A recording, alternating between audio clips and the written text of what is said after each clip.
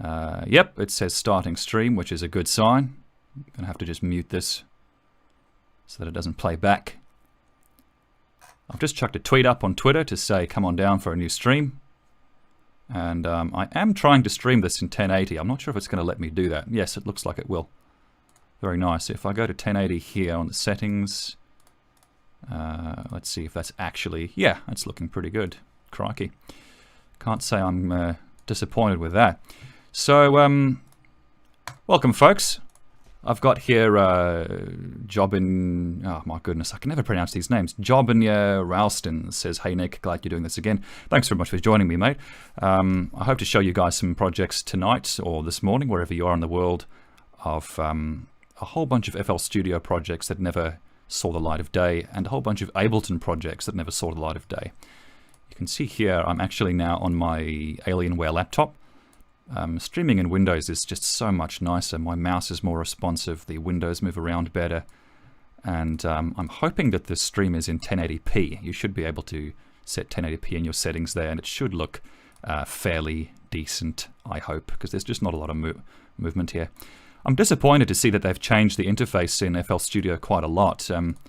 I've been using FL Studio since I was 12, and I basically just have to rewire everything in my brain, which is kind of annoying. You guys will have to bear with me while I try to relearn how to use, how this old dog gets taught new tricks, basically. We've got James C in the comments box. We've got LMC. We've got Alex Ross Daniels. How you guys doing? Thanks very much for coming in. A little bit of info, while we wait for people to tune in, a little bit of info about my setup. I'm using a Rode NT1 microphone. If we go into a new window here, I can actually show you guys some of my gear. Rode NT1 microphone is the successor to the NT1A, which came out not too long ago. So this is the microphone I used to have, the NT1A, which is a very, very nice mic. Just a bit harsh on the top end, which is what the Rode NT1 fixes. This is the one that I've got now. I'm not using the pop filter because of the way I've had to position my boom stand, so I just have to speak at it from an angle so I don't cause any pops. I'm also using this. This is a Native Instruments Audio Control 1, which is actually very old. It's almost impossible to even find drivers for this anymore, but this is the thing I'm piping my microphone through at the moment. And that's it, basically. And then I'm using my Alienware, which you can actually kind of hear buzzing away in the background. M17X, I think it's an R3 or an R... Yeah, it's this puppy here. This is my puppy. This is my babe. This is like the only Windows PC I have at the moment, which I'm using to do some streaming for you guys today. So if you're just joining us, thanks for coming, folks. I have sent up a tweet. I hope to show you guys some new projects in FL Studio, some stuff that I haven't shown, and also some stuff in Ableton as well. And hopefully the 1080p stream is working out okay. I'm using OBS, which is a free open broadcaster software for basically streaming webcam, streaming your screen, streaming Windows, games, etc. It's got a nice little audio mixer in here too. You can see I've had to set my microphone to mono. I've had to find a good volume level to balance my mic with my desktop audio, etc, etc, etc. Whole bunch of uninteresting shit. LMC says, oh yes, the NT1 from Rode. It is actually a very nice mic. Thanks for coming, James Carr. I appreciate you coming down. The new FL Studio is weird. Yes, I have to agree with this. I wish they just kind of left things the way they were. We'll just wait for some more folks to come down. Drew Layton says, your Mary Poppins is to this day one of my favorite YouTube vids. Thank you very much, Drew. Which one are you talking about? Are you talking about Expialidocious, or are you talking about What I Like? So I think I've done two on there now. Superfly guy Johnny P has joined us in the comment box. Thanks very much for coming down, mate. I hope to start showing you guys some stuff fairly soon. I'm just kind of trying to keep an eye on my CPU usage here. I'm actually seeing some spikes all the way up to 4,000 kilobits a second. I guess it's just what you get when you stream your 1080p resolution. If I start making some motion and stuff here, yeah, that goes all the way up to 4,200. So we might get some lag spikes here, guys. If there are any issues occurring, please jump into the comments and let me know. I'll pause the stream. I'll set my kilobits a second a bit lower, and hopefully fix some things up. The XP one. The XP one. I'm not 100% sure what you're talking about there. XP. The Mary Poppins XP track. Okay. You see, when you say XP, I think of two things. I think of World of Warcraft, and I think of Windows XP, which is a hell of an operating system back in its time. They've just cut off support for that. Okay, in the meantime, I might just start testing some volume levels out here. This track starts off with a very basic drum loop. The skipping in FL Studio is a bit harder to do on time. This is a track I've tried to build up slowly over time, and then here we move into some chords. Just a granulizer, and we chuck some more in here soon.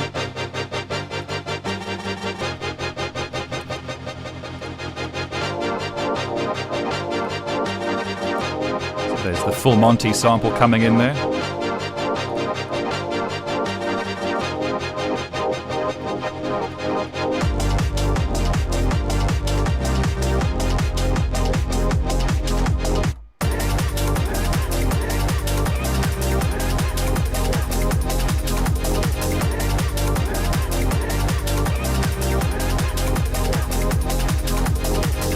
A little bit of information about this track. This is just some shit I started putting together in FL a while ago for no apparent reason. You've probably recognized some samples in there. We have some sounds here from Adult Link from Ocarina of Time, which I would probably think about tuning actually, just to make that melody a little bit stronger.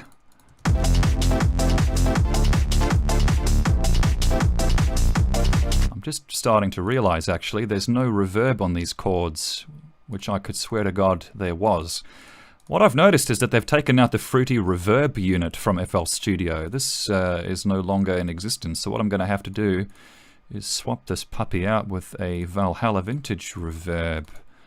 Let's just do a quick little test here, get this leveling right. I don't like the fact that my spacebar doesn't play the track when I'm inside one of these plugins. That kind of pisses me off.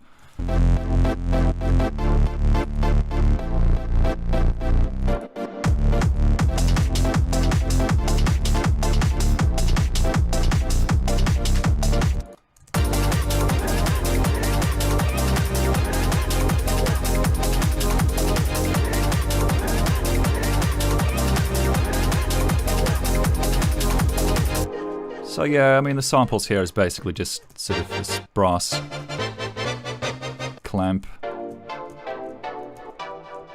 My very, very favourite Full Monty sample from Music 2000 on PlayStation. Let's check comments. Thanks for joining us, James. Simo Monkey joins us. Thanks very much for coming down. Token 32. Hope to be taking you guys through some projects tonight or this morning, wherever you are. FL Studio. This is a track called Hypa.flp. Hyper as in hyper, I guess. I don't know. I thought putting an A on the end of it might make it more cool. It might make me one of the cool kids. What I've done here is it looks like I've actually applied some automation to something. Maybe that was the bass. What's going on here? That's something here has automation applied to it. But FL Studio being the way it is, I have no real way of seeing immediately where that graph is applied to. It's obviously in one of these piano rolls. Shit. Maybe, okay, how do I do this again? I haven't used FL in ages. I've been using Ableton most of the time. Edit events? Nope, it's not in volume. It might be in the mixer. Let's check this out. I think there's a mixer setting here that's being automated. Yep, surely enough, it's the volume level on channel 2. See, what I would like is if I had some way of seeing easily what that automation data is and where it's applied. I have to kind of go hunting for it, which is a bit silly. So what I've done here is I've just basically makeshifted a sidechain compressor onto the volume level of the bass, which just reduces the volume of the bass on each kick. And I've had to do this manually using some kind of graph system. which I don't think you have to do in FL Studio. I think you can do sidechain compression in FL, but I just thought, what the hell, I'll do it manually. I'll get more control over it that way. Anyway, okay folks, I'm going to get going very soon. Afternoon for me, says James Carr, 12 PM. This is a message, says Tim last name. Yes, yes it is. Chip Chap Chop has joined us. Thanks for joining us again, man. Nick, do you have a phone nearby to eyeball chat? A phone nearby to eyeball chat? A phone? No, I think you mean a webcam. No, I've thought about including my webcam as an additional layer in my broadcast software that I can kind of flick to when I'm answering questions and stuff. But the issue I've found is that my CPU is really going to struggle when I'm doing the webcam and the screen recorder stuff at the same time. So I might just kind of trial and error that a little bit more before I do it in an official stream. Why do I always join these things at the last minute? Well, that's largely my fault, Mark MJM. I don't really like putting myself on the spot so much. There's something I like about spontaneity and doing these things kind of on the fly, and then obviously just saving the stream as an uploaded video to my channel. Okay, so this was a track called Hypa, which kind of never really went anywhere. You guys have seen this now.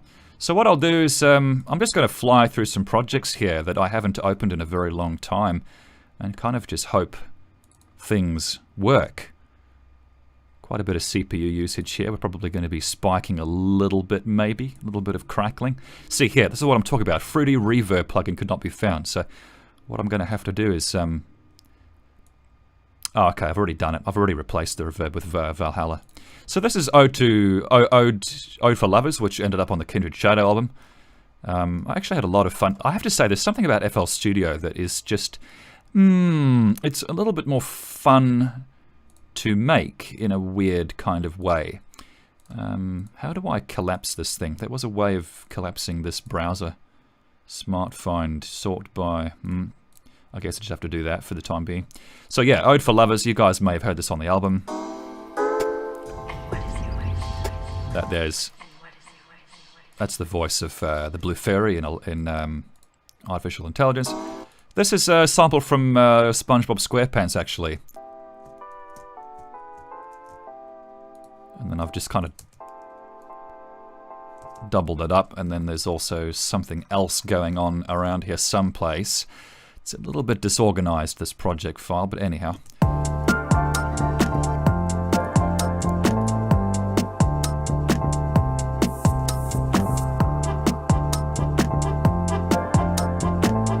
You can see I've got the automation here as well. I haven't figured out sidechain compression in FL Studio just yet, so I've had to draw these graphs to kind of duck the bass and some of the chords behind the kick drums.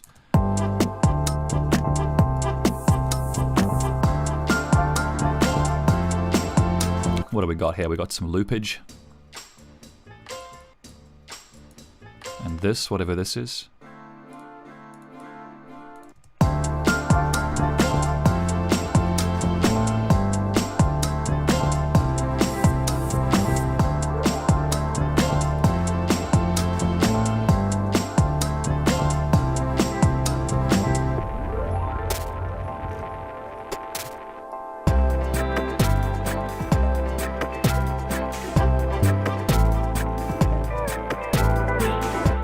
Actually quite a few SpongeBob SquarePants samples happening in here. We've got, what's this? Nope, that is not one.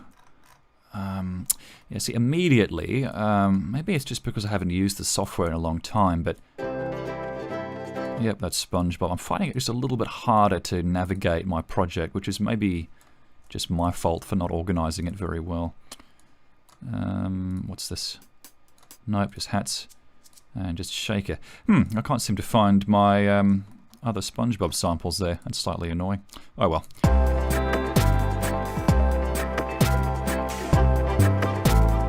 And then what I do at some point of this track is I start to introduce vocals that I recorded from a vinyl that my father had when he was a toddler. And it's a pretty banged up vinyl, but it was a vinyl of Noddy. If I go into Chrome here, and I'll just do a quick Google search here, I'll see if I can find this image. This is, crap. If I just type in Noddy vinyl, There's probably going to be that one right there. View saved. No. How do I view image? They've added all these extra buttons into Google now. It's annoying. View saved? What? Okay, whatever. Anyway, you can see it in the thumbnail there. That's the vinyl that my father had, and that's where I pulled these vocals from. Obviously with some saturation on the top. That vocoder is actually off the vinyl. That's not I haven't vocoded that myself. That's just how it was from the vinyl. And the amazing thing about this is the vinyl was released, I think, in the 50s or 60s.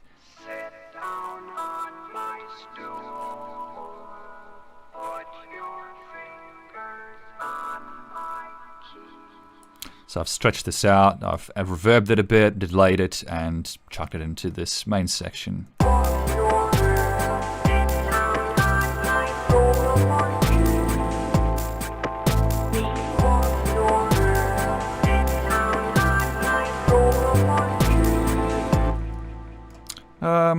Okay, let's do some comments, I think.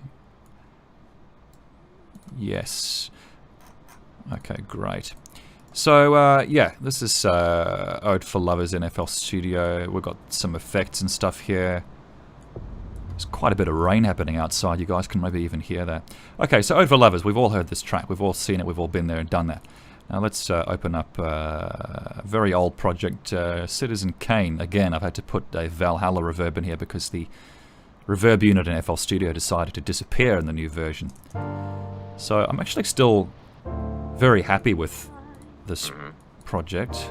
Oof, this mixer is kind of overwhelming me at first sight. Let's just turn this up. So the way I did this is just a whole bunch of stuff in the piano roll, really. If I was to make this project today, I'd probably have gone about this by using waveforms in the playlist view on the timeline. The piano roll was quite difficult to use, given the nature of this track. All Citizen Kane samples.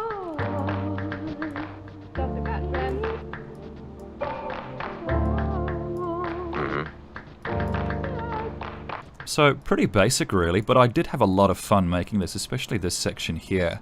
There's no samples in here except stuff that I've taken from the Citizen Kane film.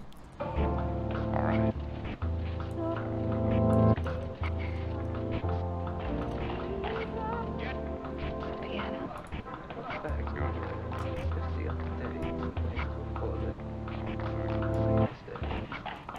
So I was really trying to capture that sort of melancholic sound, that melancholic vibe that you get from the film, and I still really enjoy going back through it. Let's take a look at Skyheart real quickly. Skyheart was the first track on Kindred Shadow, which uses the voice of the kid from Skyrim, actually. You're new around here, so I'll go easy on you. So, what we've got here, we've got some Witchy Poo vocals here. She's the character from HR Puff and stuff. And we've also got some... that's a filtered sample from Chitty Chitty Bang Bang, I think. We've also got... where is it? Nope. I can't find anything in here. This is a sample that's filtered, actually taken from the Sims Hot Date soundtrack, believe it or not.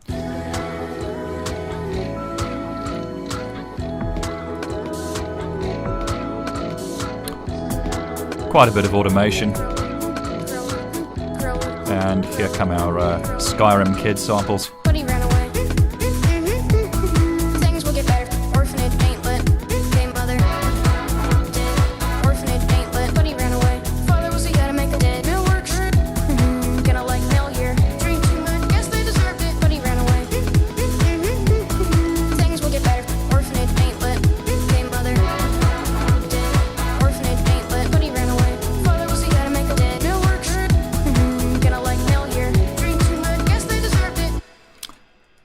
Okay, and then we've got some stuff in here from Little Mermaid, I believe. which is just on a reverse loop, obviously. Yep. And some vocals from Little Mermaid as well.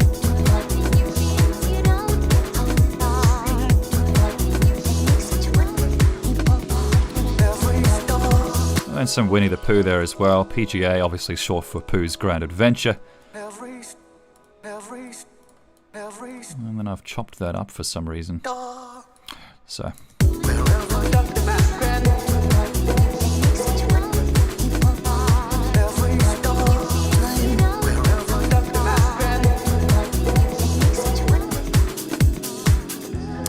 Okay. Yeah, I definitely find this software a little bit more difficult to kind of navigate and find what I'm actually looking at, because what I'm looking at here is just a bunch of bars, really, not so much... well, there's a couple of vocal waveforms here. I can see that these are vocals, but this pattern here, I don't know what that is. This pattern, don't know what that is. This pattern, don't know what it is. Yeah, this is kind of why I like working in the canvas in Ableton, because everything becomes a waveform, and I actually prefer to shy away from all of these piano roll patterns, because you don't know what they are when you look at them. Anyhow, let's jump into comments real quickly. LMC asks, hey Pogo, do you plan on doing a remix of Stargate SG1? No, I don't, but Stargate was a pretty awesome show. It's something I've been meaning to get on Blu-ray, if it's available. There is a cranking noise in Sky Heart. What is that? Also, is there a Moonrise Kingdom in that song? No, I don't think there's any Moonrise Kingdom. I'm not sure what you mean by cranking. If I go through... actually, hang on a second. Yes, I think I know. I think it's this guy. See, I have to hunt this thing down. Like, the problem that you have with FL Studio is everything ends up in this long, ever-expanding list that you have to kind of hunt through. I think this is the one here. I think this might be the cranking sound you're talking about. So that's just a loop from a library. Pretty standard shit.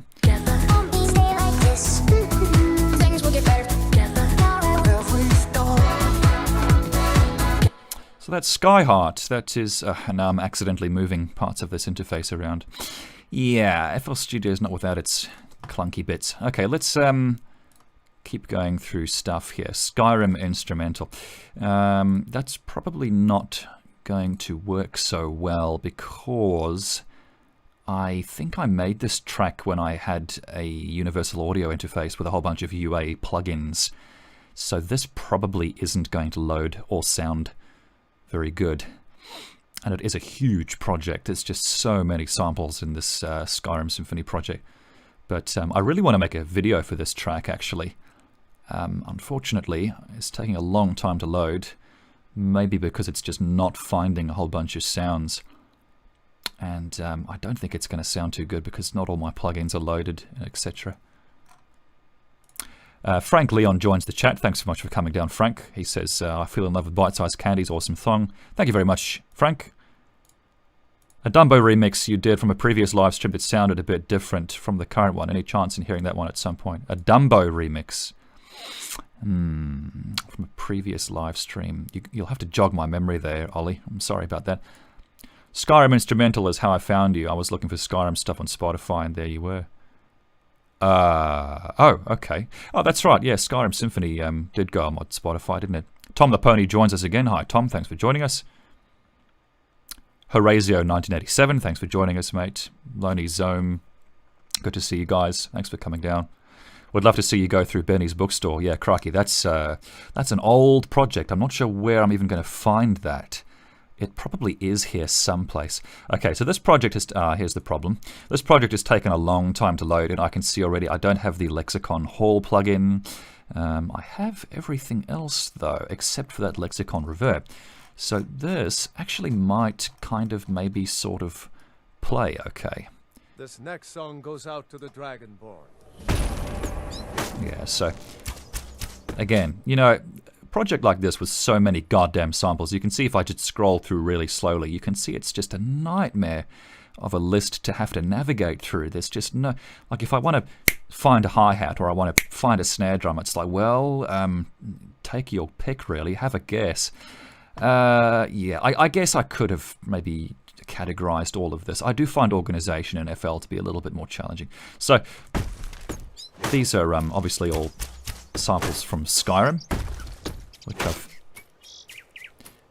there's no reverb there, of course. My Lexicon reverb plugins have gone missing. Incidentally, if you want a really good reverb pack, you get the Lexicon PCM pack.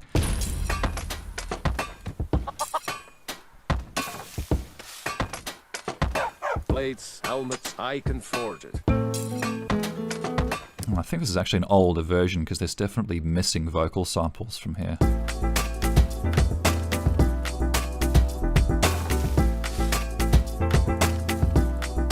It's definitely missing. Oh, it's maybe because this is the instrumental version. Maybe that's why, Nick. Yes. Okay, I've obviously gone and muted. Here we go. A song in your heart. No reverb on the vocals just at the moment.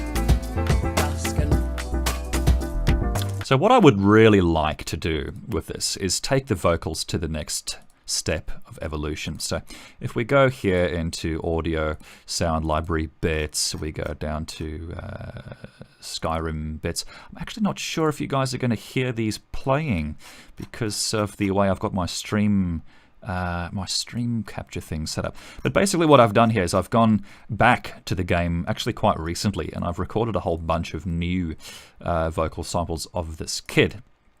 So, this is going to want to open in some kind of stupid god-awful Microsoft Windows media player.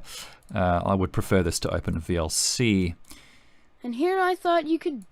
So I've basically... For some reason, gold solves most problems. I get lost sometimes. I'll just have to think of something else. I've tried to find lines that sound like he could be singing them, which wouldn't be too hard to tune. I wish I was a soldier. I wish something exciting would happen. Lots of places nobody's been in a long while. Someday, someday, someday, sometimes. Sweet mother, send your child unto me. So I think I could take these vocals and actually slew together some kind of lyric section for this track, because at the moment what I'm not liking about Skyrim Symphony is the sparseness of everything. A song in your heart. You know, it needs a little bit more work. I think it needs a bit more drive. Fine. This section here especially, there's just not much going on in the ways of vocals at all. Fine. And there's even a few vocals in there that aren't Fine. there for some reason. And then we move forward into the bridge. Yeah, there's quite a lot of missing vocals here. I'm not sure what's going on.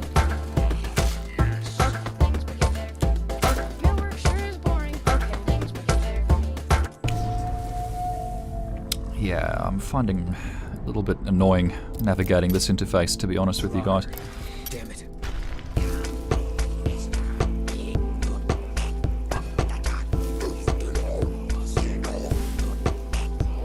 So there's basically just entirely sounds from the Skyrim game here, so not much to talk about really. I find it easier to take you through my workflow for you guys in Ableton Live, just because of the way that the whole interface is laid out. This is a little bit more tricky. But I will be showing you guys some more Ableton stuff very, very soon in this stream. Might do a switch over soon, actually. Daniel Harris says, oh yeah, do a Dark Brotherhood one. Yeah, that would be a great idea, actually. There's so much in Skyrim. You could make a track out of each faction if you wanted to, or each character. Your World Series was heavenly. Thank you very much, Alex. I'm actually heading over to Japan maybe in September with my friend Dusty, and I hope to take with a camera and microphone with me.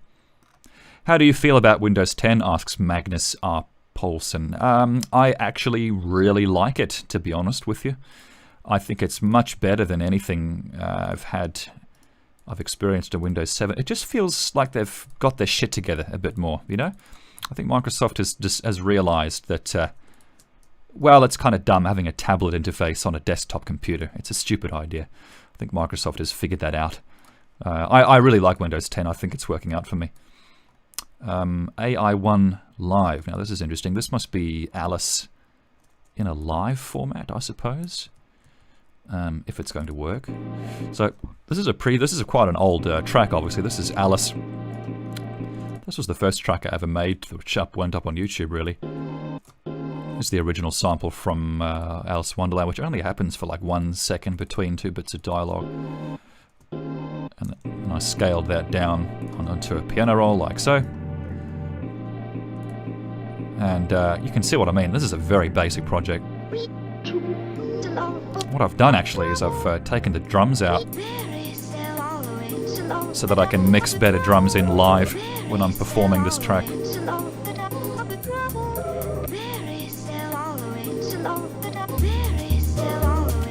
There's that super duper bass.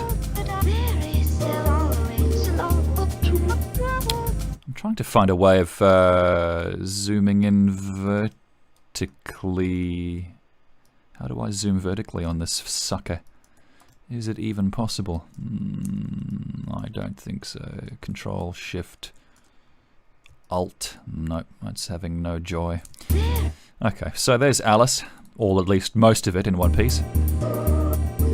This is easily the most basic thing I've ever made. I mean, you can see why I get annoyed by the fact that this is so many views. This is like half an hour's worth of work. But yeah, freaking classic. So we've got some more folks in the channel. Thanks very much for tuning in. Yeah, not a whole lot to show about this track, really. I've got 2 samples here comprising the bass line.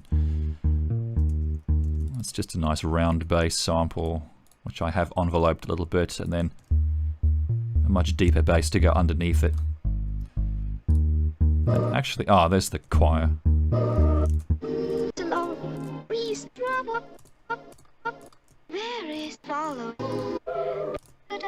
So, yeah, the idea is just to piece all these sounds together in a way that makes sense. Here we have her Perfume, which is, I'm amazed to see I even have as a project file. I made this a very long time ago.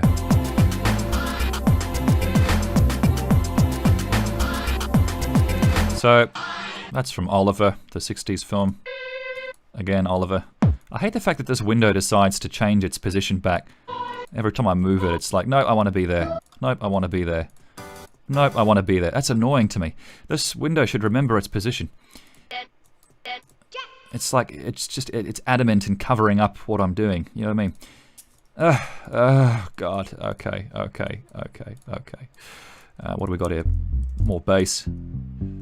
I've added some overtones here. You can hear that this bass on its own is much too deep to translate on smaller speakers, so I've added that little that bass which has got more overtones in it, so together it just translates better.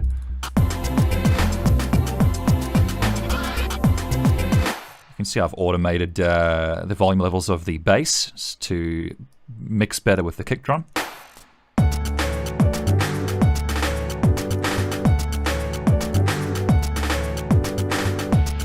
I have actually gone back and reworked this track a bit for the Kindred Shadow album. It sounds quite different from the original.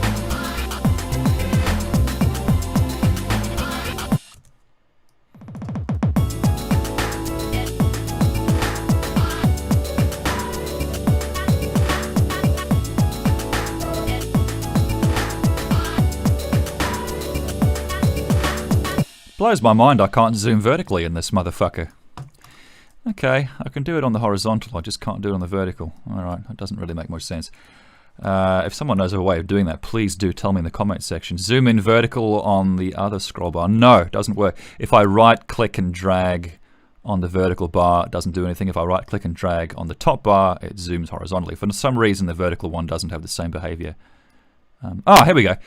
Okay, so it's this little corner button here. That's not what I expected at all. Okay, so it's this little top corner button that does the vertical zooming. Right. Yes, they've obviously changed that from previous versions. This new stuff's definitely screwing me around a bit.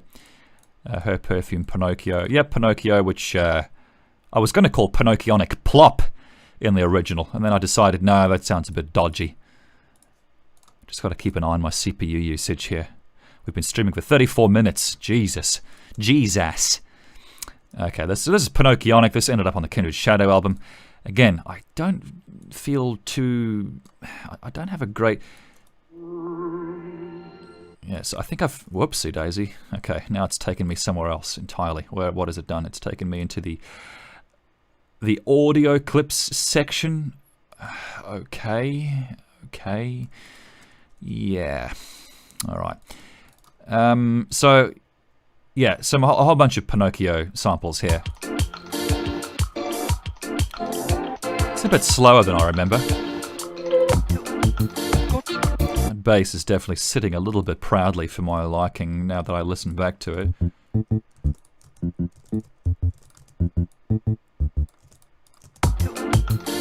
There, it's a bit better.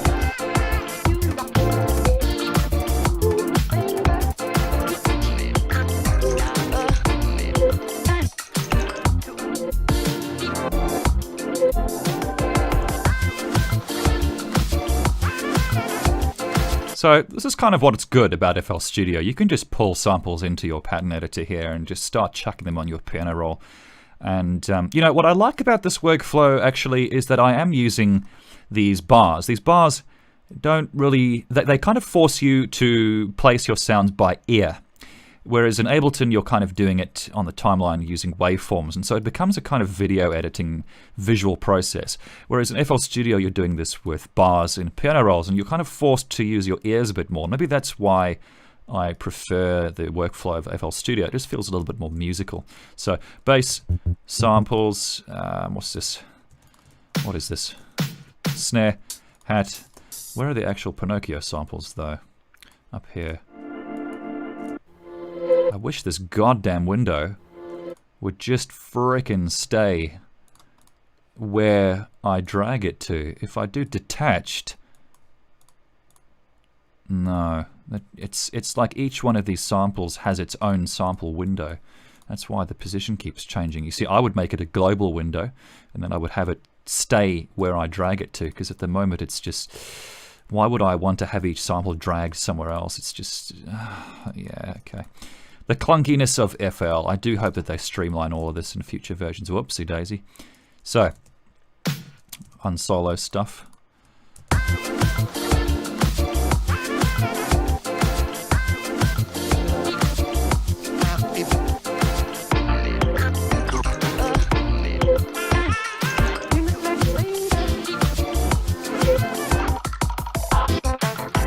So there's a wood block in there someplace. Pretty much, I'd say all of these except the kick. There is also percussion loop that I've actually gone and reversed. I've actually used this percussion loop in a lot of tracks, including Alice. And I've just reversed that for this track. Which has required me to actually kind of offset it a bit, because obviously when you reverse a track, the timing of the transients gets mucked up and stuff. Jesus Freak 101 joins us. Thanks very much for tuning in. Have you heard of Little Tommy J? Asks Tom the Fish. He is pretty much the Pogo video games. That's pretty cool. I need to check him out. Little Tommy J. The Jam of Love says, love all your songs, especially on dark rainy days. Thanks very much for tuning in. How long does it usually take to collect samples for a project, Nick? Asks Josh CB. I don't know. You kind of record some samples, you drop them in, then you decide you need more, so you go back, you get some more, drop them in, get some more, drop them in. It's kind of a give and take. It's back and forth. I would say sampling usually takes me, I don't know, like in the case of, let's say, Breaking Bad. Let's go through my Breaking Bad samples real quickly. Show you guys some Breaking Badage. Let's see, where the hell actually are the Breaking Bad bits. The great thing about Breaking Bad on the surround sound mix is that they've left the center channel for the sound effects only. There's literally none of the ambience, none of the soundtrack. So when you go through all of these samples, it's like I've done no noise reduction on any of these, or any sound, or any painting out of any kind.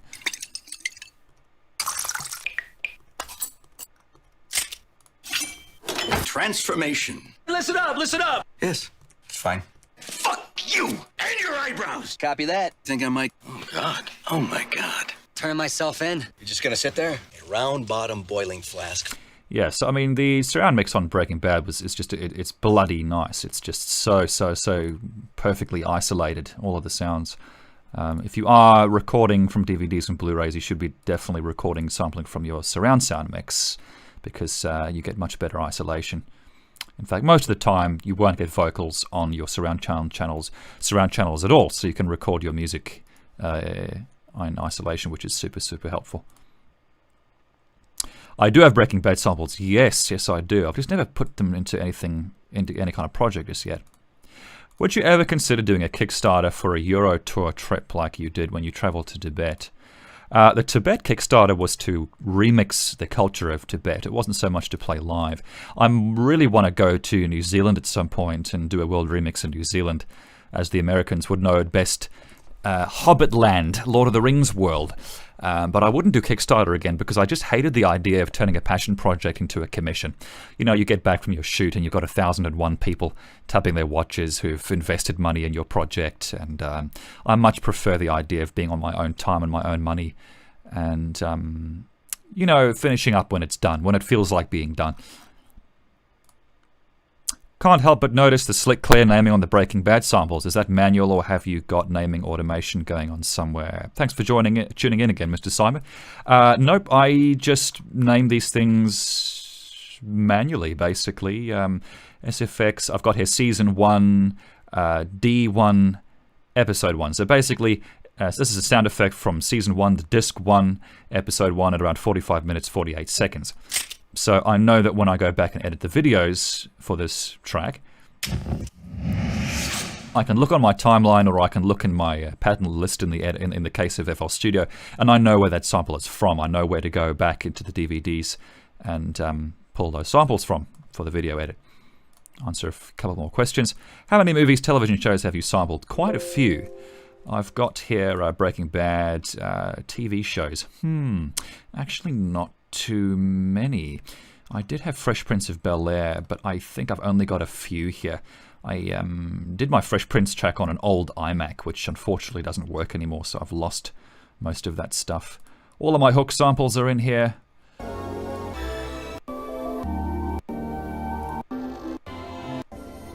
Which I used to create Bangarang, obviously. I don't advertise A song, but what utter nonsense. 1, 2, spit spot. Piper 602. And somewhere around here there's the XBL Docious samples. Katie and Anna. I does Sing songs. Yeah, so you can hear I haven't even taken the music out of the background of these. Rings. They just kind of, I don't know, when you get it into a mix, you don't tend to hear that stuff anyway. Okay, let's take out the Forget project. I don't feel like you guys are getting as much of an insight when I'm going through FL Studio. Everything is kind of just represented as these bars and ticks, you know what I mean? It's not as easy for me to jump in and kind of explain things.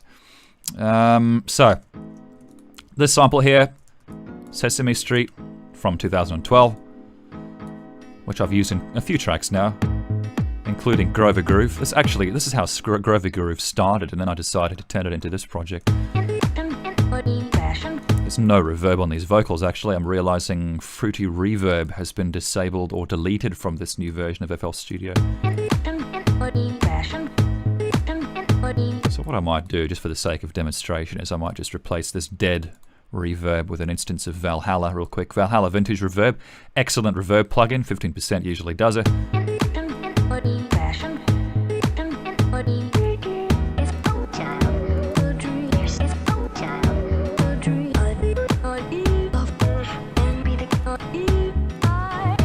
This mix is sounding a little bit more dead than it was. Maybe there's a limiter somewhere that hasn't activated.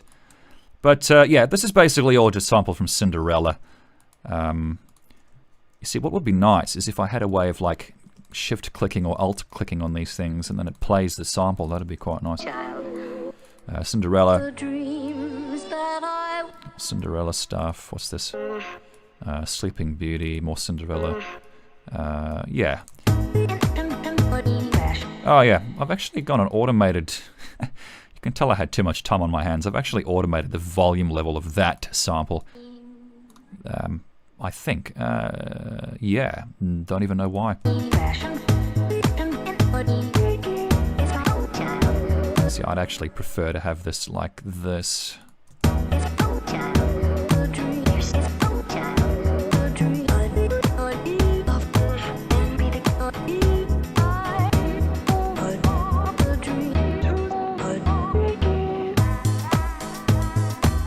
Now this La Da Da sample you're hearing is just Jiminy Cricket,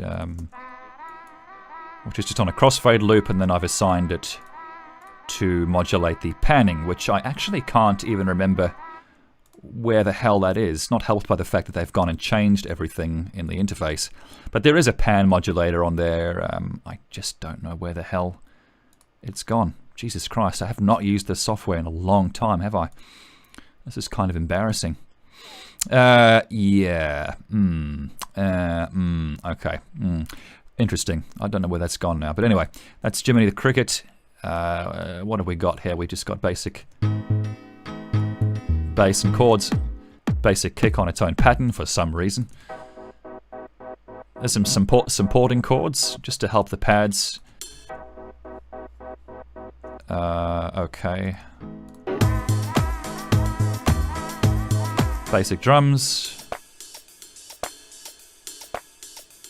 Pretty basic shit, really. And what's this? What is this? Oh yeah, Pinocchio sample as well. Okay.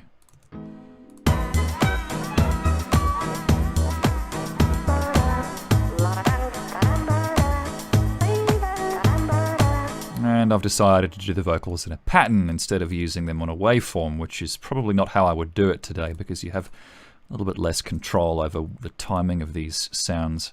I mentioned earlier, actually, that I kind of like the way FL Studio forces you to make music with your ears instead of dragging these waveforms out. But I don't know. I suppose it's got its positives and its negatives, I guess.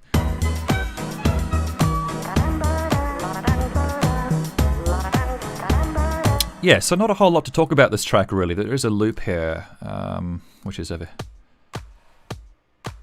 I've basically just used that for the clap, and I should have assigned I should have definitely assigned a filter to this. There used to be a filter section in these waveform editors. There was a built-in high pass, low pass thing in the samples. Don't tell me they've taken that out, or is that just because it's an audio clip? Maybe. If I go into, they've taken that out. The sons of bitches. You can't be serious. Maybe it's only in these sample windows. Yes, there. Okay. You used to be able to adjust inbuilt low pass, high pass on the audio clips as well, I'm quite sure. Or am I telling a lie? Anyway, let's forget. Okay, let's see if I can find something I haven't released. The Distance. Let's open this up. This is something I actually created exclusively for my live shows, which I played in Paris, in Francais, where Mr. Simon was awesome enough to show up. It was awesome finally meeting Mr. Simon. We we both were sweating from our pits. We were sweating from every orifice. It was a good night. Braden Lloyd says, been a big fan of yours for years and live in Adelaide. Ever thought about touring Australia? I'd love to tour Australia, yeah. I'd love to play Brisbane, Sydney, maybe Perth. I don't know. Perth's a bit of a dead end, really, when it comes to electronic music. Some data files could not be found. So this is a project that is actually built using Sylenth for the most part.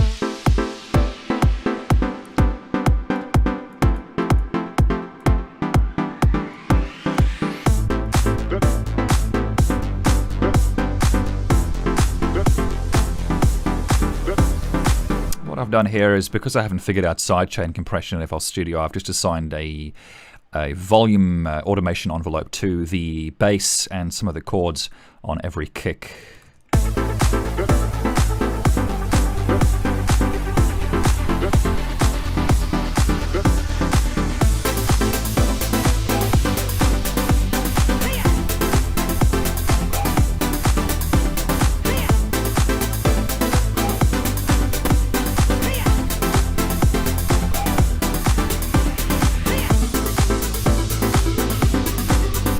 I played this live. I mixed in a bunch of the Alice vocals and a bunch of the Mary Poppins vocals as well.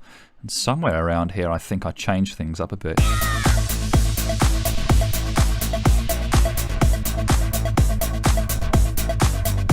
So basically, there's a ton of Sylenth instances here.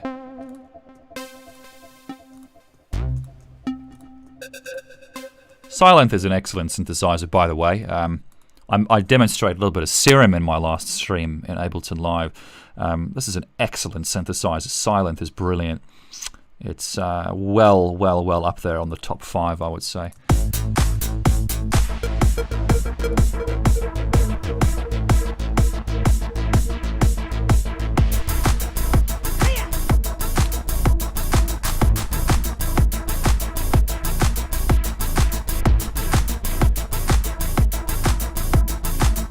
can't remember if I changed the BPM in FL Studio or if I did it in Ableton for the live show. I think I might have done BPM change live.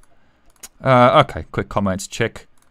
Silent has amazing presets. Yes, it does. In fact, you can torrent some amazing preset packs for Silent. Is that the base for that gardening advert you did? Gardening advert? Shit, I don't even remember that.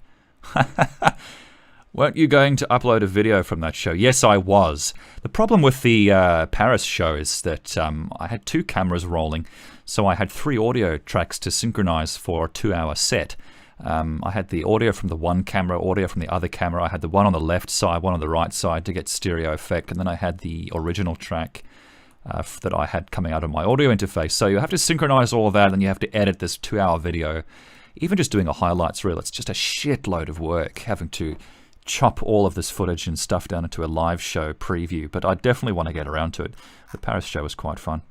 Been a fan since 2007, says Noel Monterrey. What was the toughest project you've worked on? I would say probably a project I did for General Motors. You guys have a thing in the United States called OnStar, which is some kind of in-vehicle security system that they wanted me to do. And it was basically just making music out of this stupid voice in the OnStar program, and I don't know, it was just I just hated working on it. One of the downsides of doing commissions is that you don't always get to make your best work, and that's made worse when you're obligated to publish it to your channel. Any chance that you'll be performing live in the UK? I would like to, yeah. I'd like to pair up with Geesh and Mr. Simon maybe, and Shima and Remix Luke and all that's... there's a whole bunch of guys over there actually who I'd love to play shows with. How you slice samples? Undermining all sliced. I don't understand. But slicing samples, I basically just slice them up in the playlist editor here. Just like this. I will say that slicing samples on your timeline in FL Studio isn't nearly as fun or easy as it is on Ableton Live. Ableton's sample chopping and stuff is just so much more fun. It's just so much more malleable. For example, if I want to create an alternate version of this sample here, what I have to do is I have to select the slice tool, click and drag over here, and if I want to change these in any way, I have to select this one, I have to go make unique, and there's a duplicate version. You see, I don't like that system. In Ableton Live, it's all just done on a timeline in exactly the same way it would be done in something like Final Cut Pro or Adobe Premiere. Ableton Live, you've kind of got this thing called a playlist editor and then your pattern editor.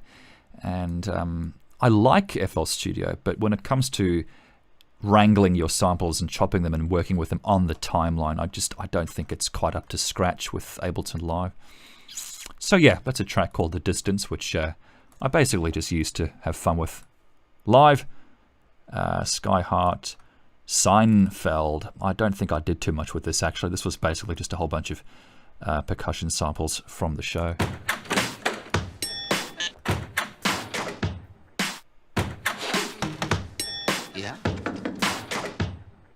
Yeah, I'd like to turn that into something, but just need to find the time. Need to find myself saying I can be bothered.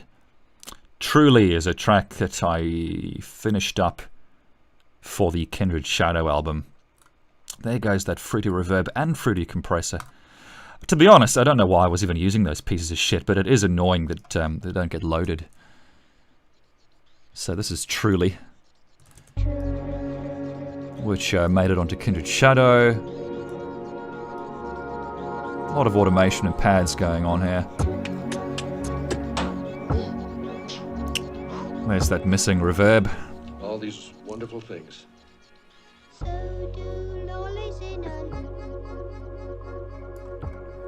very precious. Can we stay and watch, Daddy? Yes. Oh, come on, my dears. We better go. Don't overdo it, will you, my boy? Right, Grandpa. You might exhaust yourself.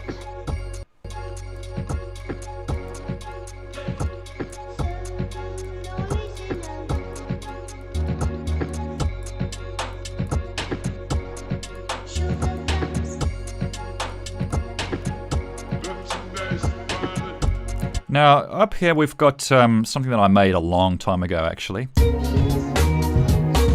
This is actually a sliced drum loop that I took out of Steinberg's Hypersonic. You can see here I've used Fruity Slicer, which is bloody old. And all I've done there is just put them out, and there's a pattern here somewhere where I go and change that loop up somewhere around here. Maybe. Yeah.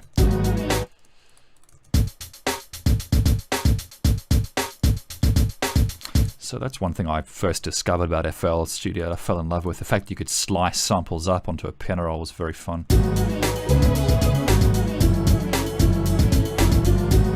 Now there's actually two versions of this music playing at the same time.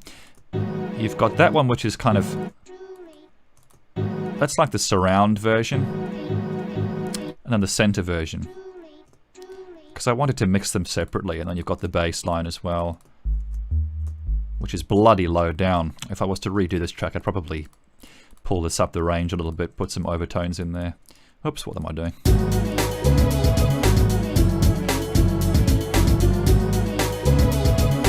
Bit of automation here, automation clips. So I actually kind of like automation clips, and I don't like them. I would prefer, yeah, I don't know, just having to do things in dedicated clips that then take up space in your pattern editor. I'm not sure I'm a big fan of that system. Again, there's a reverb missing from this someplace. Track 4.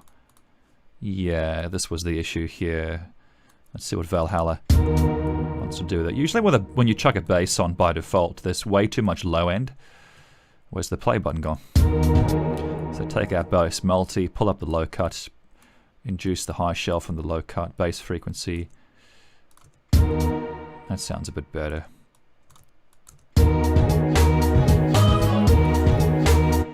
Yeah, I like that.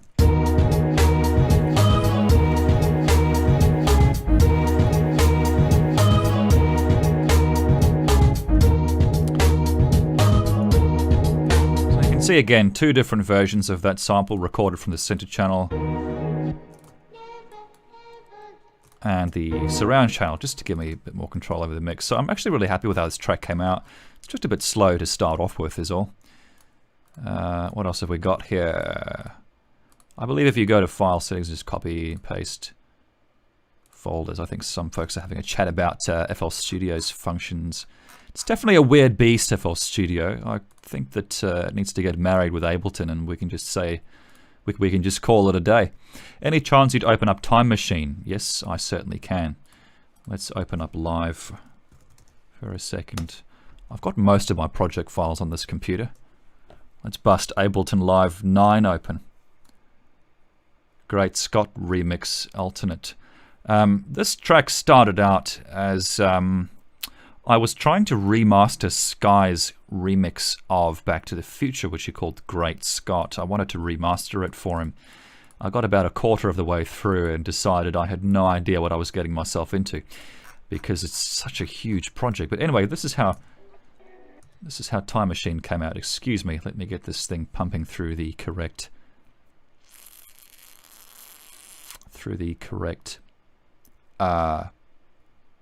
thingy-majiggy. This actually might not work, come to think of it. Okay, that's kind of annoying. Driver type ACO, DirectX. Yeah, this actually kind of might not work, I'm afraid. You guys should be able to hear that. Yep, I think that wants to work. I'll find out sooner or later.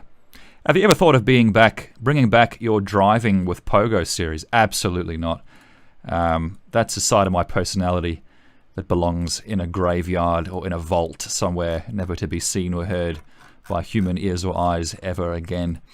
So what I've got here is some stuff that Sky put together. And I've just reverbed that a bit.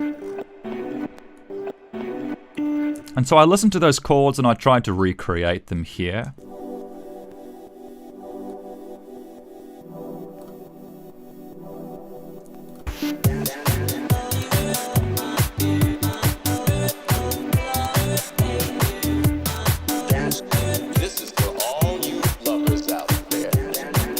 I had to stretch that vocal sample out quite a bit to make it work. You can see here, I haven't stretched it so much as I've chopped it. This is for all you lovers out there. And it doesn't sound perfect, but it's almost there.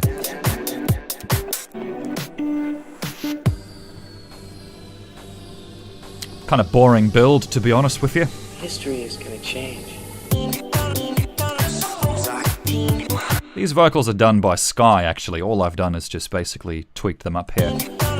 Reverb, compressor, EQ. There's a little bit of crackling on the buffer there. Sorry about that. There's not much I can do. Saturator. Lots of EQ, ping pong delay, slight ping pong delay. Which I've then automated.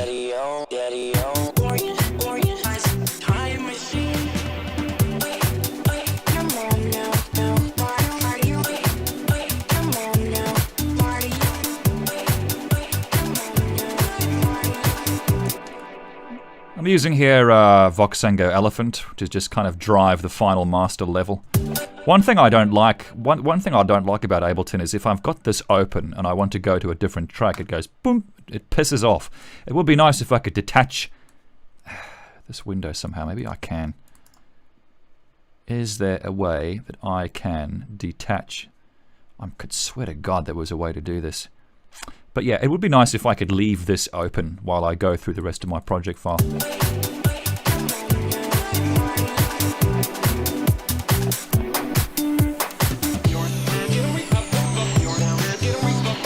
So yeah, basically we've got some pads here, which I think is just operator inside Ableton. Strings from Sky's mix. More strings. Some of Sky's percussion.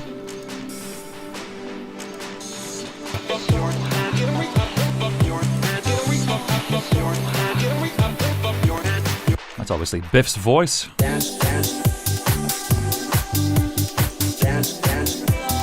And then these stretched vocals were actually by Sky. I'm not even sure how he did that. He might have used Hypa stretch.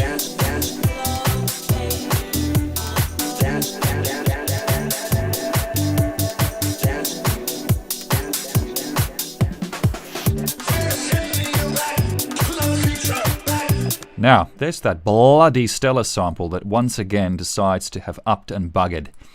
That is most irritating.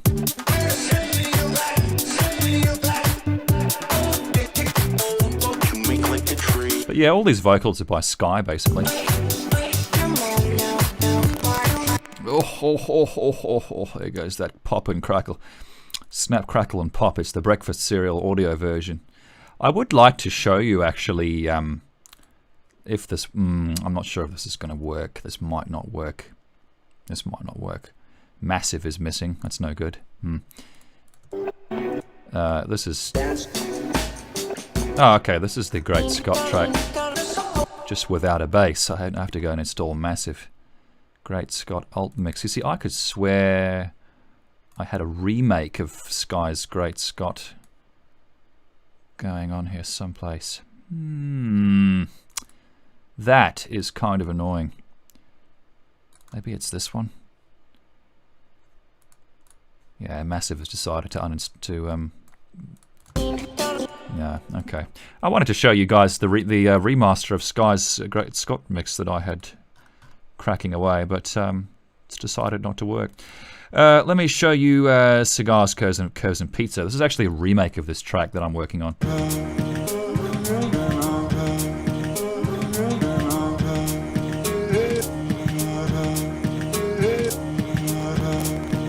It's actually a sample from Breaking Bad, this thing. Come on, behave yourself.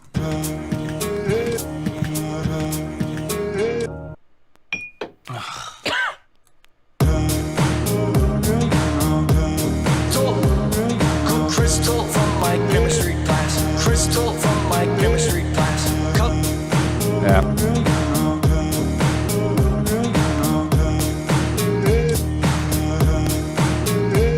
Again, so what I've done is I've stacked a whole bunch of samples onto each other, but I think in hindsight it would have been better to just do this like in a drum sequencer or something. So that was kind of a remake kind of the Cigars, Curves and Pizza track. Noise and shit I think I've shown you guys. Let's just have a quick look-see. Can we see the Secret Garden track you were working on, not the Mary's Magic one? Secret Garden track. Shite. I think you might be talking about... shite. If I type in stuff, it's going to be one of these. Not that one. Not that one. Not that one. Not that one. And not that one either. Okay. Let's see. The Secret Garden TSG. That's Mary's Magic. No. It will be someplace. I just can't remember the damn name of it. So this is a project I started not too long ago.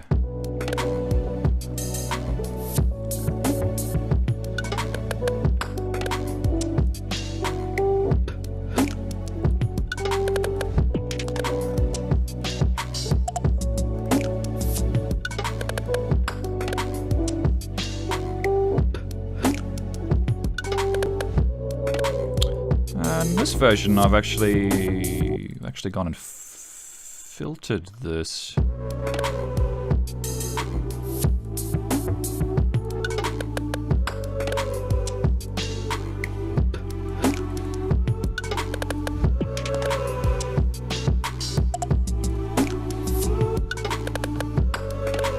It's from a soundtrack from The Party with Peter Sellers. Soundtrack's composed by Henry Mancini. Beautiful work. He did the music for Breakfast at Tiffany's as well with Audrey Hepburn. Okay, let me show you some Simpsons stuff. This is I didn't do too much with this actually. I really just knocked this Simpsons thing together for the sake of some live track, for some live work.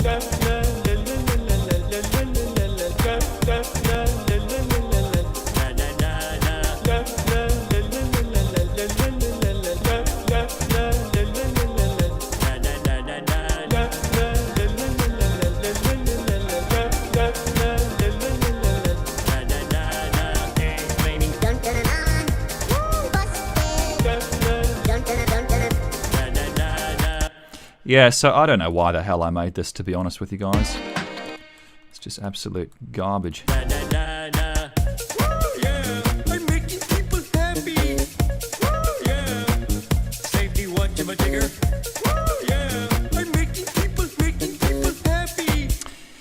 Yes, so I'd really just knocked this together for the sake of having some new stuff to show playing live. Your first album got me through high school, Pogo. I listened to it constantly. Thank you very much for that, Andrew G. Sounds a bit like Liquid D&B. Ah, yes, that would have been that other track. Fun Simpsons memes. Could you open Garden? You know, as much as I wish I could open Garden, Spencer, the freaking project file is just totally gone, and so are all the sound files. Yeah, I don't know why. I would have lost that in a hard drive crash some time ago, I think. But yeah, I really wish that I could go back to that track because the mastering is kind of a disaster, and I really wish I could remake this. Garden audio pack. I don't think so. If I open this thing, could not find any FLP project file in this zipped archive. Oh, okay, so maybe that's not a FL project zip. Maybe that's actually a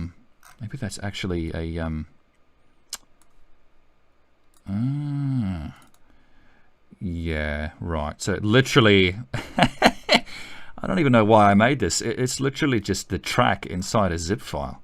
What is the good of that? Garden Funk.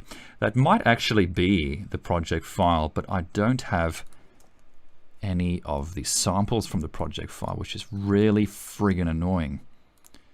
Garden Funk. Garden Funk presentation. What the hell? Presentation? What? Yeah, what is this? This might just not function at all. Trillion could not be found. Trillion's a great bass plugin. BFD2. No, don't know what this project is now. UAD Ampex, UAD Studer, Lexicon. Wow, okay. Wow. Yeah, this is just not going to work. Okay. FL Studio has this weird way of just finding any sound that it can that has that exact file name and just chucks it in. It would be nice if it stored the directory information of that sample. That would be a little bit more helpful. So yeah, unfortunately I don't have my garden project file or the samples. I'm really annoyed by that. Andrew asks, do you work for Disney yet? No, I don't. Jared Marino, have you heard of Crypt of the Necrodancer? It's a really good name. Oh yes, I have heard of that. It's a rhythm-based game, isn't it? I've got to check that out. Skynet Symphonic is probably one of my favorites. It'd be quite interesting to see how complex of a composition. Yes, I was actually showing you guys the Skyrim project at the start of the stream. Let me take you back through. It is quite complicated, and unfortunately, it takes like 3 minutes to load. That's how complicated it is. What did you use when making Aloha Mora? I used FL Studio. I probably still have the project file here somewhere and the samples. Cigars, Curves and Pizza remake was sounding good. Thanks very much, BBA Scav. What is your favorite movie? Have you remixed it? My favorite movie? I don't have a favorite movie. I liked Whiplash a lot. Whiplash was pretty good. That came out a couple of years ago, I think. Favorite hardware synthesizers? Oh, I don't know. The Moog Fatty was quite nice. The Korg, what is it? Those Korg stations are pretty good. Have you played Oblivion? No, I haven't. I've played Skyrim, though. Many hundreds of hours of Skyrim. I just reminisced about all the years I've been a big fan, and the long, dreadful, and ridiculous USA visa situation come to mind. How far are you through it? I've got a few, 5 or 6 years to go on my US ban, actually, I think. So 2020, 2021, I should be able to get back into the States. How do you find your samples on Spotify? Do you just listen to random things and be like, this is great, I'm sampling it? Yeah, pretty much, man. Pretty much. Spotify's on my iMac at the moment. I then just use Soundflower or the loopback function on my RME interface, and I just basically just record samples that I find on Spotify. There's a whole bunch of undiscovered retro stuff on there, which is just super fun to sample through.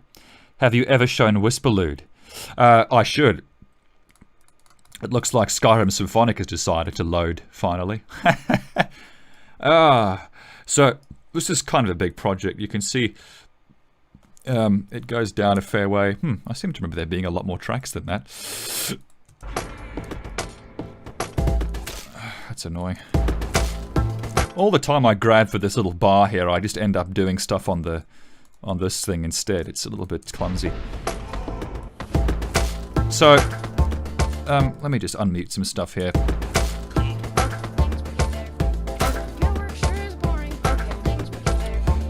So this is basically a ton of different... I'll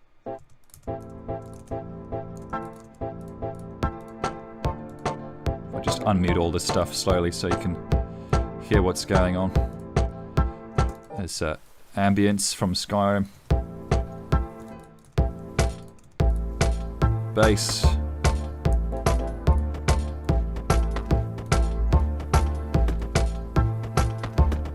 But hunting and finding all these samples in this god-awful list is not the most fun I've ever had. Okay, and then we go through to here, whatever this is. Oh, that's what that is. Excuse me, let's move forward a bit. So most of the stuff I've done inside patterns. A lot of missing vocals for some reason. This must be an old version.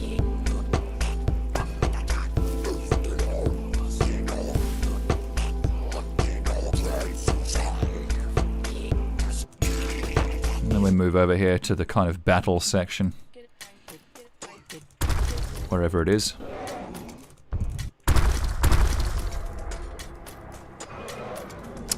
There's definitely some level issues here. Come on.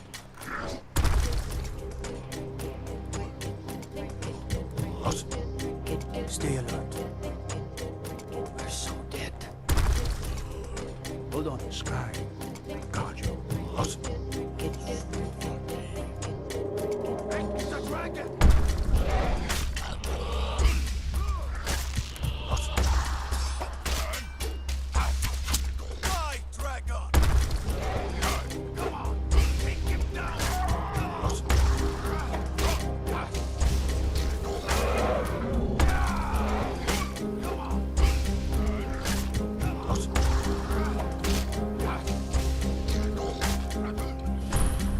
This section I really want to flesh out.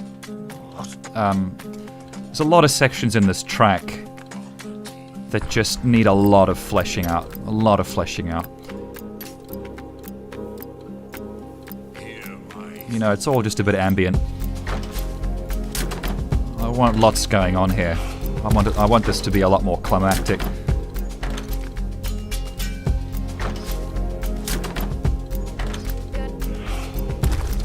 But there's your samples. I really wish this frickin' window would stay in place, for God's sake. But yeah, it's I want to keep working on this project. I'm nowhere near done with this track, I've hardly even started the video. I was showing you guys a little bit earlier some samples that I've started recording from Skyrim again. If we go back to Skyrim bits and we go down to the cked, I've started looking for lines that I can piece together into lyrics and tune them. Those mean old dragons. This is gonna be so fun. The strongest one ever. Things won't be the same without her. Just things that sound nice. Now what'll I do? Nobody ever does. Nice weapon! Lots of places nobody's been in a long while. Let's play a game. I wish something exciting would happen. And then I've started doing the same thing with the male Nord. All I want is... And sing till our fate calls, and the fullness of your hearts Came out of the shadows. can hold my heart for long. Dragons have fight for Skyrim, flying down the valley to go to new places and see. Oh, I don't like this. I guess I'm doing all right. I love a good sword fight. Yeah, so the idea is to, you know, because the vocals in the track at the moment are very, very sparse. This section's okay. But this section here, it's like I just started working on it and then just stopped. There's, yeah, that needs a lot of work, this track. It needs a lot of fleshing out. But I really want to go back to that at some point. Ode For Lovers, I showed you guys. Drunk in the Mapmobile, Forget, Grover Groove 2. TLM, now I don't think you guys have heard this track actually. This is a, made this a long time ago. This is years ago when I was maybe 19 or 20. And this was the beginnings of a Little Mermaid track,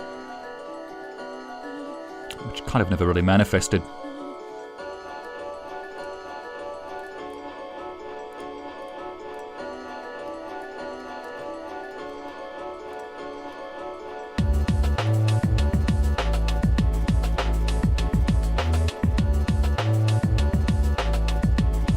Definitely need to get some intro vocals and some, I don't know, some effects and stuff.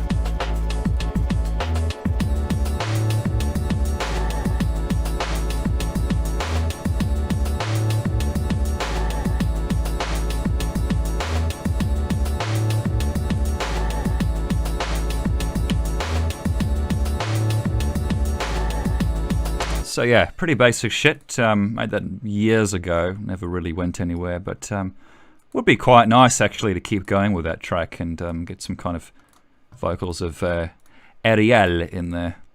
Depending on the presidential election of this year, Pogo might not want to come to the States when his ban gets lifted. That's right, I don't think Trump would welcome me in the States after what happened with my monies. What language do you find the most phonically aesthetic? I don't know. That's a good question.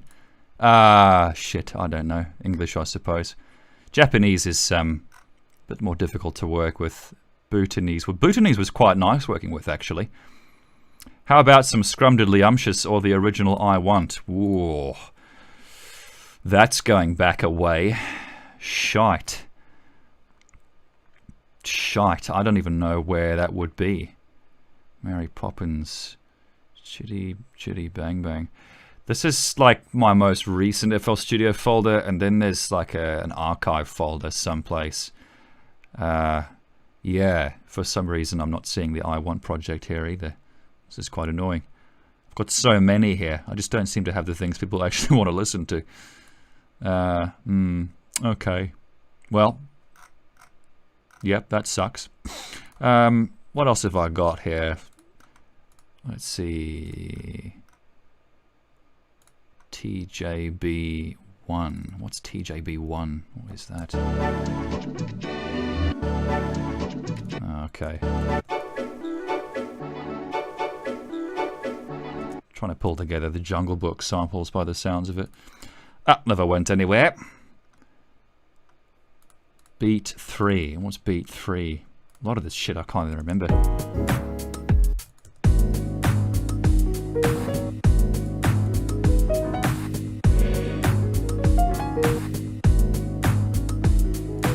Okay, fair enough.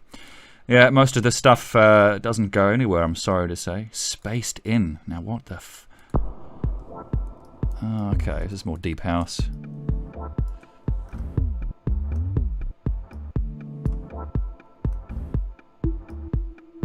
See, how come that reverb is loaded? Which reverb is that?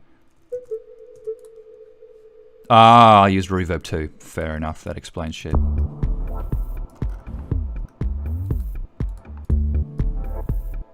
One of those tracks you need to listen to on headphones, otherwise you just won't hear any of it. But this is how I kind of made I'm Becoming One of Them. I made I'm Becoming One of Them in FL Studio. And that was quite fun working on.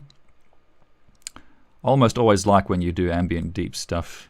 Yeah, ambient deep stuff's quite fun to work on. You just got to be in the mood for it, I suppose. Ingenuity. Ingenuity 2. This would have been the remake. This would have been the remaster. Reverb's missing, compressor's missing, but everything else seems to be intact. Yes. I played this at a time in my show in Paris when everyone was already dying, so you know, the energy I just don't think was there. Yeah, there's a reverb there that's missing. Damn, I wish they didn't take that out. I have to keep doing this. I have to keep pulling a reverb in so that I can play a more true-to-life version of the track for the stream.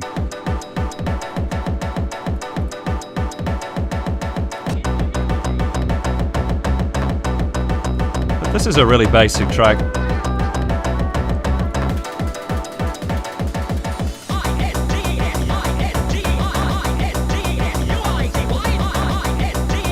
Basically just added these chords onto the side channels, just to kind of help with that. And I did make a new section for this track, somewhere around here. Where has it gone? Nope. Nope. Ah, here it is.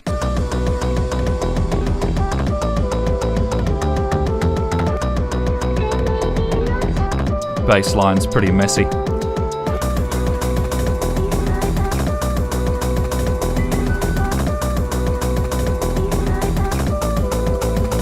This bass, where is that bass? Where's that troublesome bass? Yeah, that's going through a distortion effect or something. Damn, why is this mixer so gargantuan? I remember the days when the mixer of FL Studio used to be like this. Actually, yeah, that's much nicer now. Yeah, I'd probably layer this actually. I'd probably add a different bass sample in there just to make it sound a little bit cleaner. See, it's a bit nicer, but it does need some extra overtones. Let's check comments real quick. What are people talking about? Do you plan on actually releasing Bigger Blue, one of my favorite tracks by you? Not really, no. Not a big fan of it, to be honest. Where is it? Where is Bigger Blue? Bigger Poo is what I'd call it. Okay. It's not even actually in there. Maybe it's in the exports folder. Blue. There's Bigger. There it is. That's BFD2. That kick drum is just so like ridiculously overpronounced. You would never play the drums like that ever.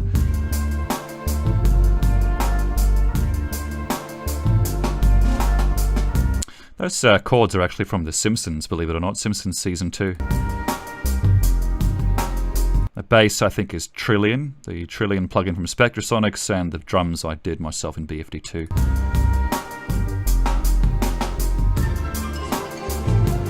Those orchestral things are from Spirited Away, obviously.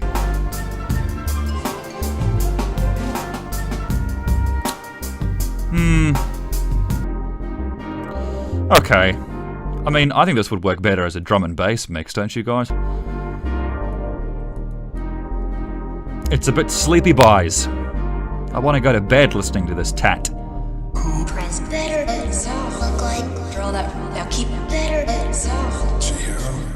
press better look like draw that. Yeah, you know what? I need to find that project file. And I need to keep working on it. Ableton projects. Christ knows where it is, though. Yeah, that's going to be on my old Mac drive somewhere from years ago. All of this stuff doesn't go back much further than 2014. Yeah, I do need to kind of do a drum and bass mix of that track, I think. It's a bit on the slow side. The Pogo mix, yes. Yeah. Anyway, let's keep going through. Let's flick over to Ableton for a second and see what stuff I've got here that I haven't released, as we'll find out is usually for good reason. Nuts, my boys nuts are gonna come. Nuts. Oh, love that crackling effect. Love it. Nuts, my boys nuts are gonna. I swear to God, I have this thing on 4,000 samples of buffer. I mean, that is like, surely that's enough. Surely that's enough. Nuts, my boys nuts are gonna come. Yeah, I thought that was quite funny. That's the brick fella from whatchamacallit, Borderlands 2. Now, what the hell is Jupiter 8 Fun? Yeah, I don't actually have the VST, so none of that's going to work, unfortunately. Transformed. What the hell is this? Oh, yeah.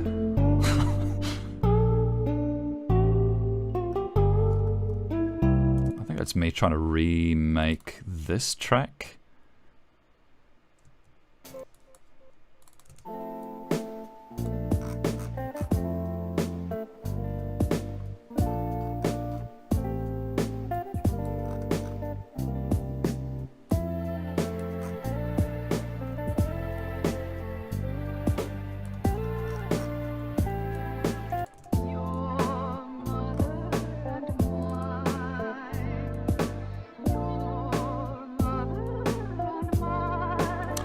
Vibrato.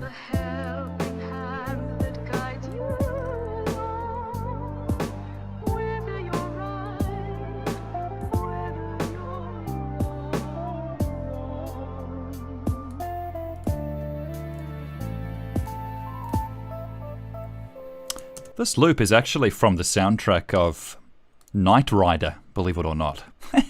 You'd never think so. But the soundtrack for Knight Rider, I think, is on YouTube somewhere, and that's where I found that sample. And it's just a really beautiful piece of work. Okay, let's check some more comments. That sounds like Falling Far. Yes, I did use that in the bridge of Falling Far, that's right. What would you say is your favorite piece that you've made so far in your work? Asks Z Cobra. Thanks for joining the chat, Z. Favorite piece of work I've made so far? Christ, I don't know. I suppose maybe the No Worries track, which I hope to show you guys. Was your Dexter's Lab remix for Mr. Simon's Disruptor? Oh my goodness, yeah, what happened to this? What happened to Dexter's Lab?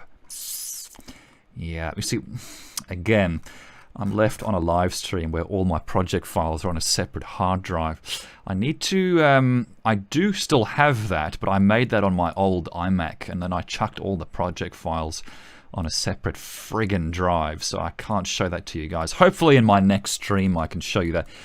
Every time I've gone back to the Dexter's Lab track that I made for Mr. Simon, I'm actually quite regretful that I didn't move forward with it, because it worked really, really well as a track, so I would like to find it and keep working on it. Here's some more options, says Braden Floyd. Stalk, Kermit Clouds, Mellow Brick Road, Living Island, Go Out and Love Someone. Wow, yeah, Go Out and Love Someone's definitely not going to work. There's just so many samples that I don't have anymore. Kit and Hasselhoff for the win, that's right. Do you have Your lying around? Yeah, I probably do. Let me think about that, I don't know. Oh, okay, here we go. Here's No Worries. See, I never would have found this because it's called Ideas 0013. There you go.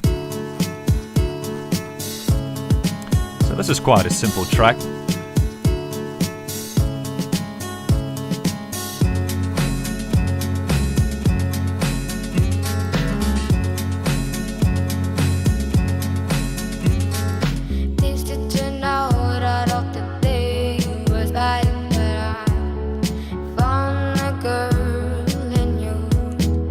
So on these vocals, this is the vocalist John Shan, who I recorded with in the Philippines. He's this 13-year-old kid, believe it or not.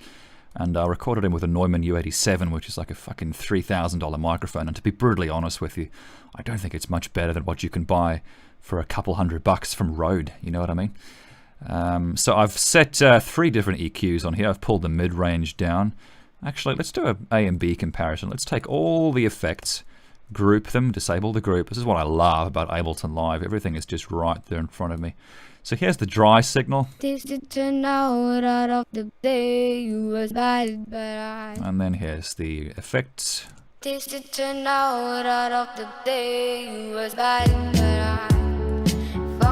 obviously I've filtered the guitars behind the voice. And I've also I've applied quite a few effects to this guitar stuff as well.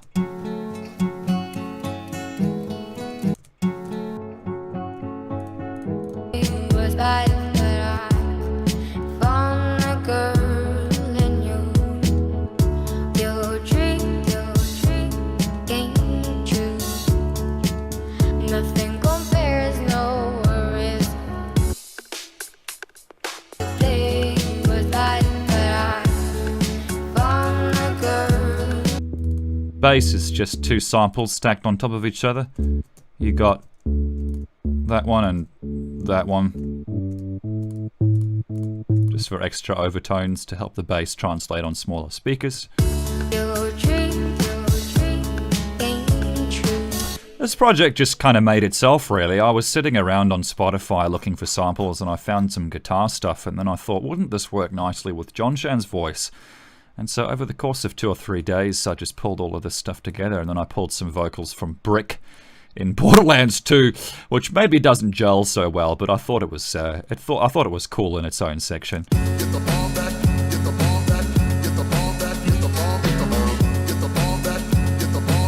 You can see I've had a very hard time EQing this voice here.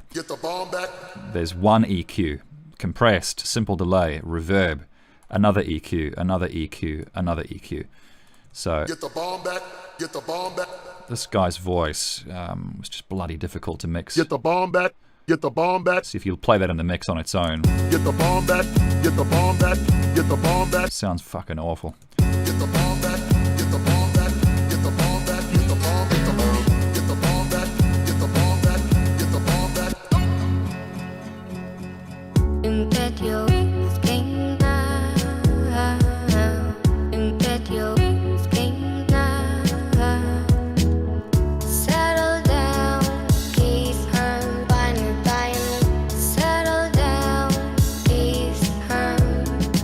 There's a harmony section here, but it's a little bit stereoized. Which, there's a shitty click on the... I think it's the chorus that's doing the stereo effect. Yeah.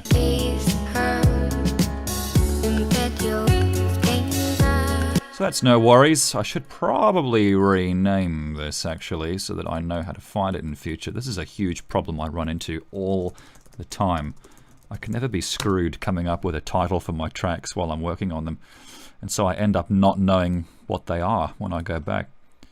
Kristel 001. I'm not sure if this saw the light of day. Ah, fuck's sake.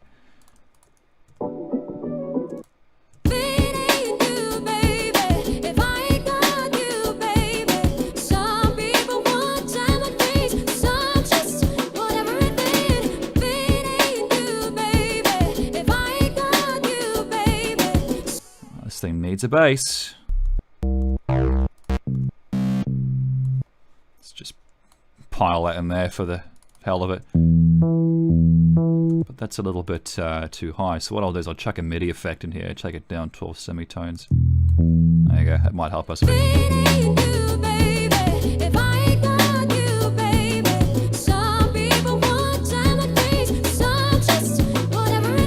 I prefer if this was...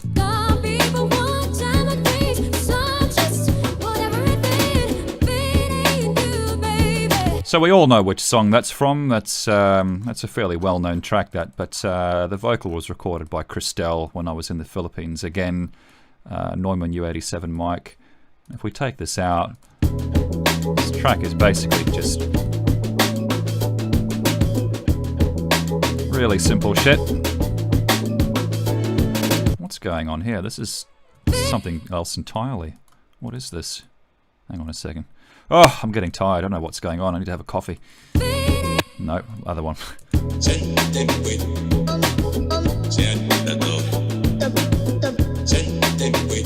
Okay. This obviously was going to start out as a Cinema Paradiso track. I guess that never manifested. Stamp Project. The hell is that? We're going to have another massive... Yep, there's another massive issue. God damn. All around the room, my stamp. Wearing out both my feet.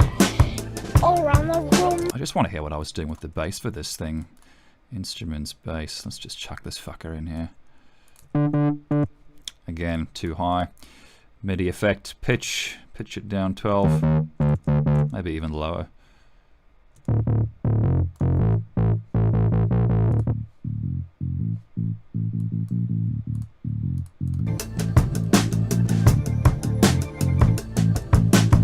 All around the room, my stamp. Wearing out both my feet. All around the room, my stamp. Wearing out both my feet. All around the room, my stamp. It'd be kind of cool if you had this on a harmony, actually. Oh, there comes the rain. We got shitty old winter here in Australia. All around the room, my stamp. Wearing out both my feet. It would be cool if you had like a ping pong on the harmony. My stamp. Wearing out both my feet. All around the room, my stamp. Wearing out both my feet. All around the room, my stamp. Wearing out both my feet. All around the room, my stamp. Wearing out both my feet. So that's a vocal of Noddy from this vinyl. We've come full circle now. This is what I was showing you guys at the start of the stream. That's the voice of Noddy taken from my father's old vinyl that he listened to when he was 6 or 7 or something. So it's a bloody old piece of vinyl, but it's just got such a great sound. Make some nightmare music, yeah. Yeah. It does sound like something in a bad Tim Burton movie or something, doesn't it? Okay, so that's a project that never really went anywhere either. Etherland. Yeah, I got a lot of shit here that I just have not done anything with. What's Etherland? Probably going to run into... Oh my god. What's this? Oh, okay. This is that thing I put on SoundCloud. That's super ambient shit. I'm putting you guys to sleep this evening. I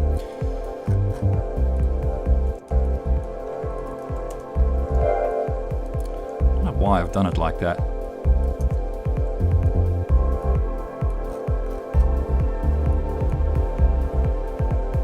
That's actually a Windows 95 sound, I believe. Nope, not that one. Yep, that's the Windows 95 startup sound.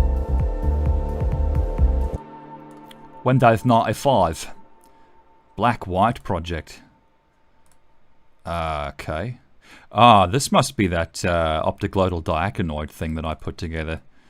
Question: why take diet pills when you can enjoy AIDS? Game time! I tell you, reasoning torments you. We're starting.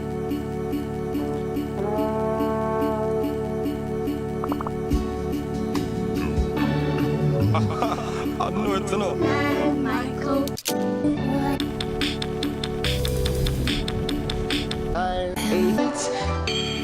Last night.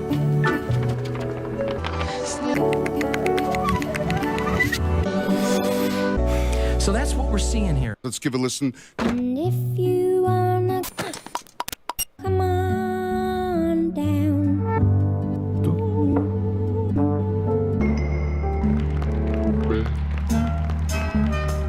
Oh yes.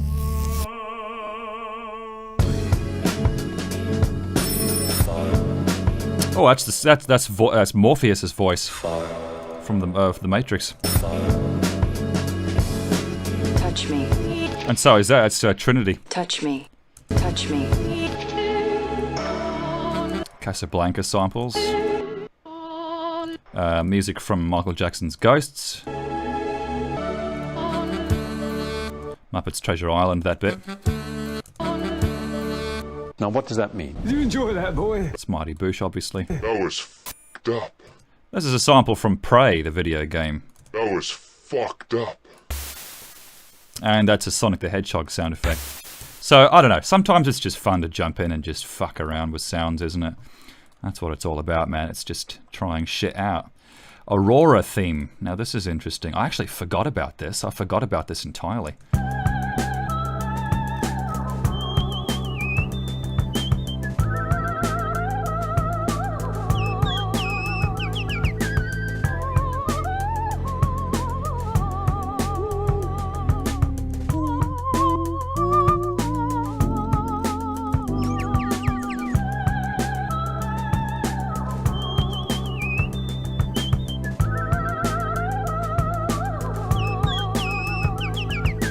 That'll be fun. The only thing I can't say about this is I can't say it's my own work. You know, like I've just taken that Aurora song and I've just based it.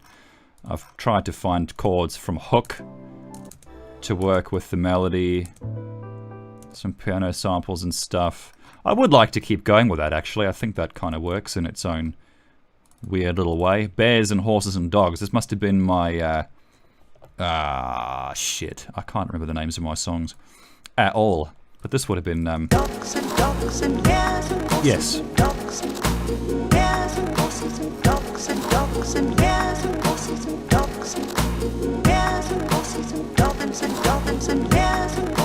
So, this must be what I was missing, the massive synth. I thought the pads were sounding a bit on the thin side. But, yeah, that's up on SoundCloud too, I think. What's the bass plugin? Well, I think the bass plugin that I'm using for the most part on most of these projects is just an operator.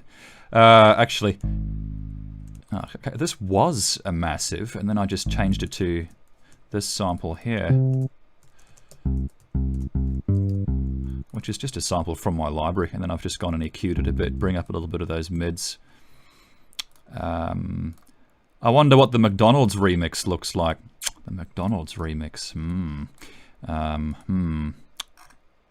McDonald's shite. I don't know where that has gone, actually. Seeing as I never freaking did anything with it. Projects. No, I don't think I have that here either. I've got so much shit. Except, you know, the good stuff. Yeah, okay. The McDonald's remix. Yes. But that was an Ableton project. I just, for the life of me, don't know where the hell it's gone. I don't seem to have anything on here for some shitty reason. Oh, yes. And then we had, of course, some of the Star Trek stuff.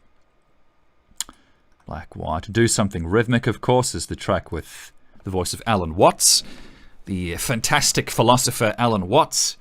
There goes Massive missing again, which means we're probably not going to have a bass line. I need to get Massive installed, man. Do something rhythmic. Yeah, there's no bass there at all. Sing, play games. But I can show you the drums. The drums are all just done as waveforms on the timeline. This is what I love Ableton. This is what I love about using Ableton is I can just do all this stuff on the timeline super quick. You know, I can take this, I can duplicate it, I can move it around. I can warp this version, I can make it higher pitched. Doing that in FL Studio just requires you got to jump through a lot more hoops. Now you see, our very existence is a rhythm. Waking and sleeping, eating and moving, and that's all we're doing. And just consider what we do every day. So what I've done here is I've compressed. And just consider what we do. I've compressed the vocals, but after the reverb. So you hear the vocals come in, and then when the vocals die down, you hear the reverb jump in after and it. Just consider what we do every day. See. What's it all about? It kind of just, I like the way it sounds. Does it really mean anything? Does it go anywhere? It But yeah, that track's not much fun without the bass line, is it? Not much fun at all. Ah yes, What Is I? The Trouble. The Trouble would have been that Disney track. Who Josh was very kind enough to make a video for this track, and it did extremely well on the tube. There goes Massive again. Jesus, I really have used Massive for bass lines a lot, haven't I? Okay, well that's gay. Maybe I can chuck in something to just kind of replace it temporarily. And then we have to obviously adjust the pitch.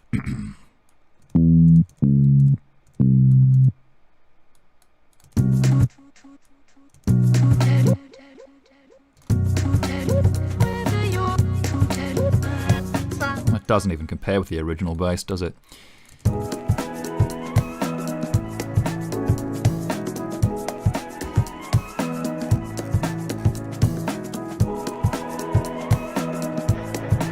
So samples from Alice in Wonderland.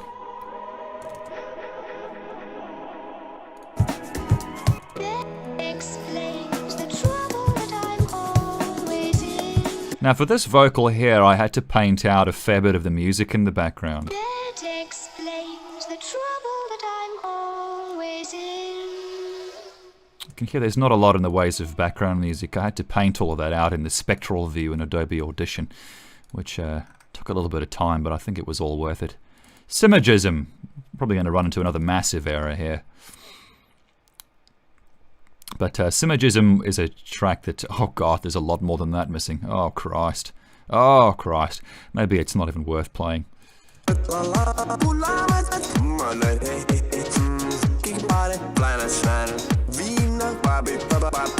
yeah, all vocals from the first Sims game, the very first Sims game.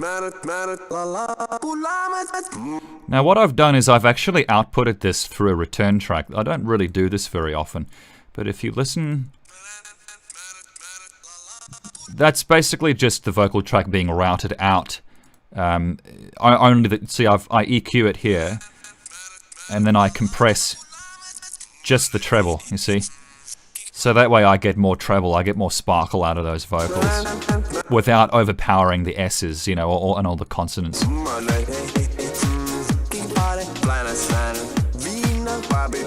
But yeah, another track that just sounds shite without a bass line.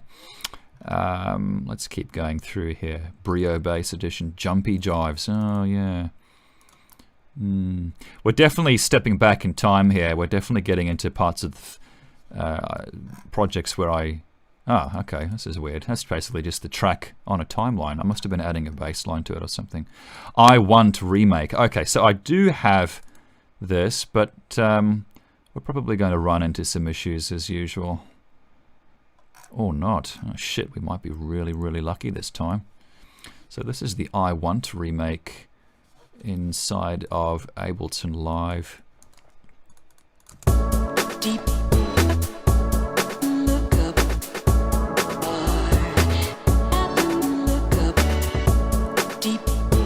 3 samples stacked on top of each other to form the bass.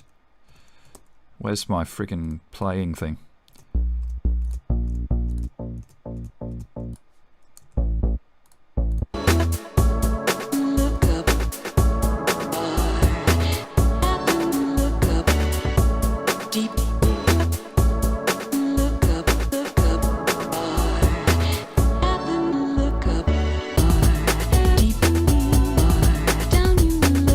Actually, let me find the original version of this track because the original sounded pretty freaking terrible.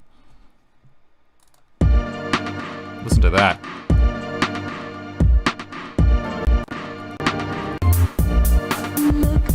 Oh, listen to that.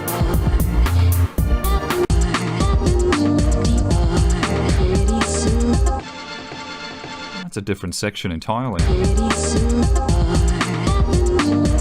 Yeah, back then my idea of mastering was just slamming everything through a limiter.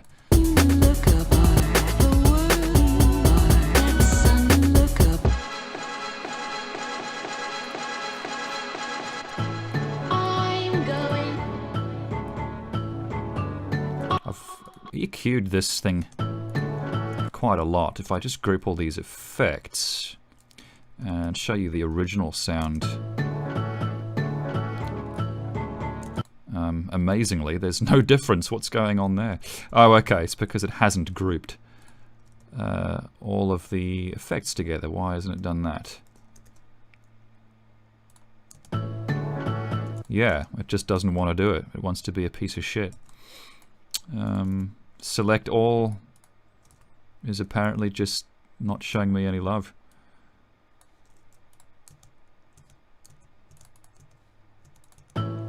Oh, I see what's going on here. Okay, so this is a sample rack that's actually been grouped in there with it. But yeah, that's just a sample from Willy Wonka. And then the vocals of Veruca.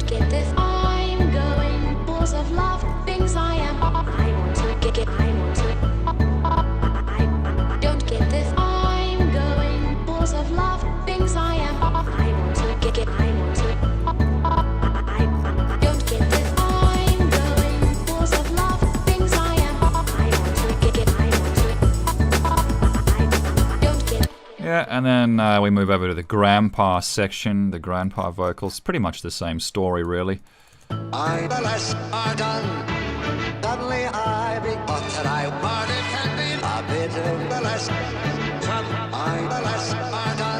So before and after effects. Before the effects. A lot of bass.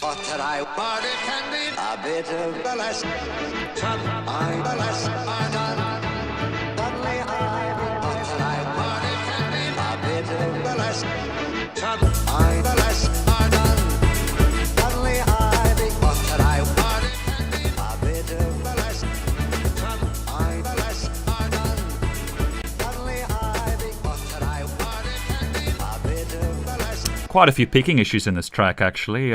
Need to go back and take a look at some of those levels. Anyway, would you ever collab with artists who don't make plunderphonics? I probably would, yeah. It'd be interesting to see what sort of results you get collaborating with someone outside your own style. I'd love to see Just Blue Fairy. Yeah, it's probably another track I don't have here anyplace. Shit. I've got it, but the problem is there's a piano library that I don't have installed. It'd be interesting to replace it with a stock piano and see how it functions. Contact 5 is gone, which is the Fazioli. Trillion is gone, bass is gone.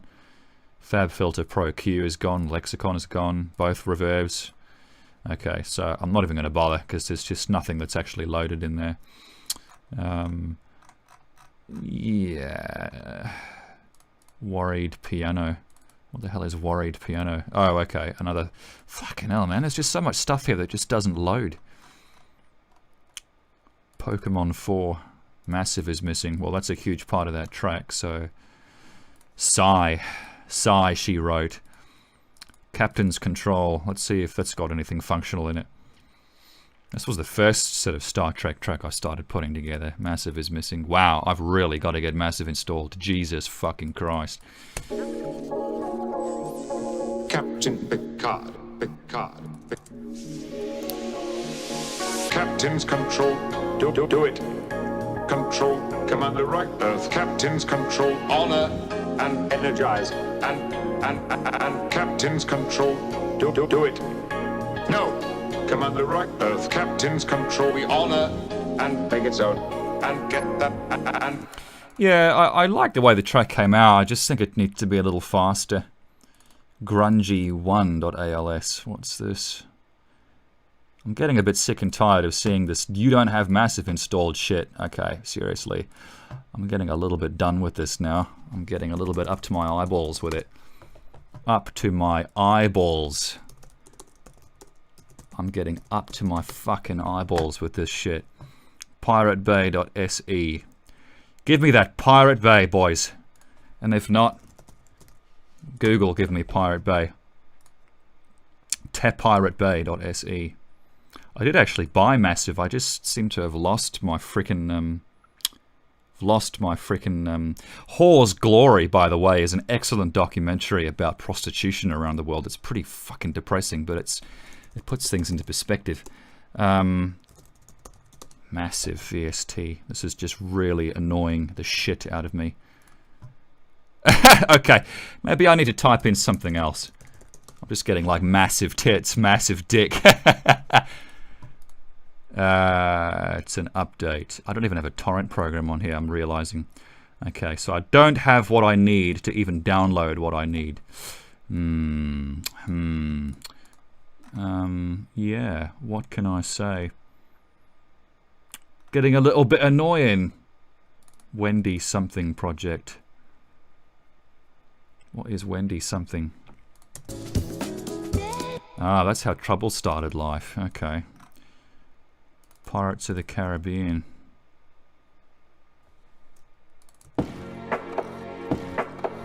Ah, that's just a recreation of...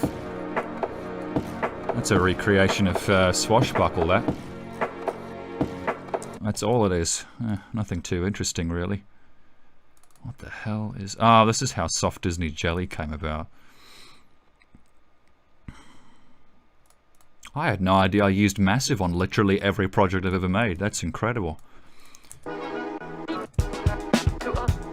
It's just... I don't want to play it if it doesn't have the bass line in it. What's this? Yeah, this is gay.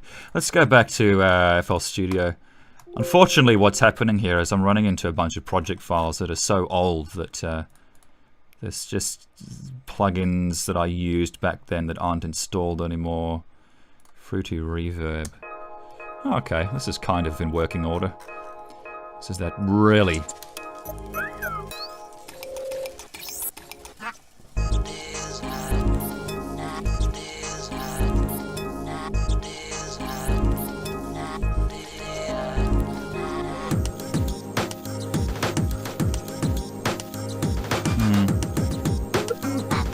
I'd probably bring those chords into the middle a bit more, they're a bit too spread out.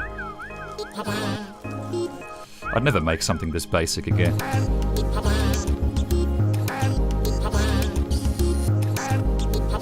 See what I mean? It's just, okay, I get the idea.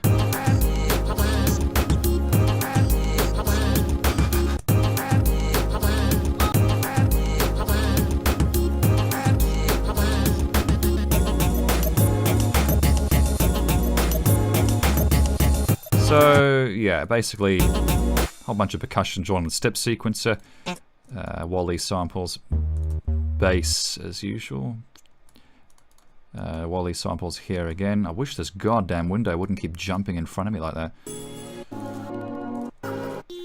It's literally just trying to stop me from accessing my pattern browser.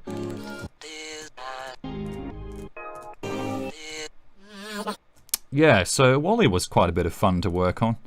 I would definitely go about things in a slightly different fashion, though. I think what I've got there is just awfully simplistic. A house in the country. Well, that's not going to work because I don't have any of my libraries installed. Kippo's Celtic Hop needs a whole bunch of synthesizers. This, I think, is that frog from Parappa the Rapper. Reverb's missing, that's not such a big issue. Oh yeah, this whole shit.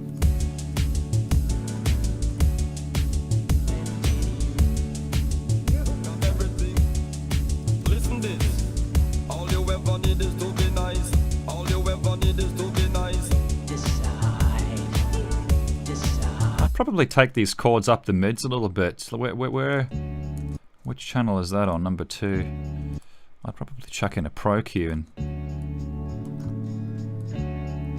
do a little bit of that, you know?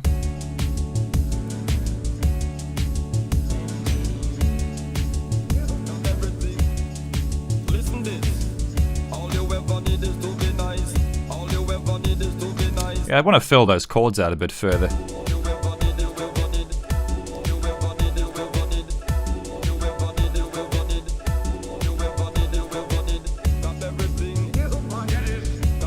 I don't like where the placement of that vocal is anymore. Which sample is it? I'm looking at a bar. Okay. Yeah, I don't like where that placement is. I'm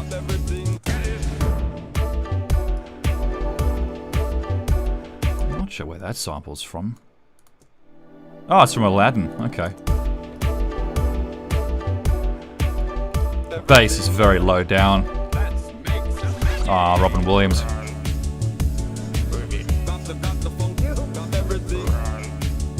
Yeah, this bass is just... You won't hear that on a laptop speaker. It's a bit too low down. I'd probably overtone that a bit. So that's, yeah, that track started life known as Whiska Luva.flp. Yes. Yes, yes, that bass on headphones is probably much, much, much too big.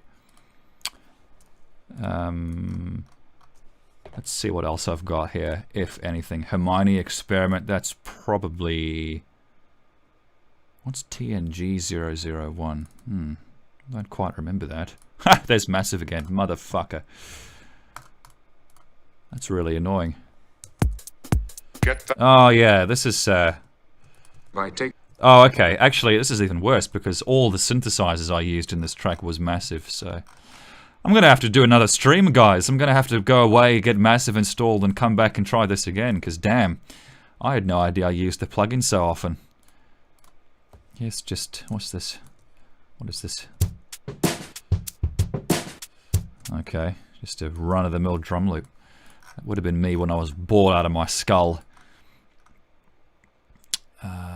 Yeah, Filthy Blade. Ah, this might have been Cigars, Curves, and Pizza, actually. I think that's what this track was. Massive could not be found. Yes, thank you again. And a whole bunch of plugins. This is really disappointing.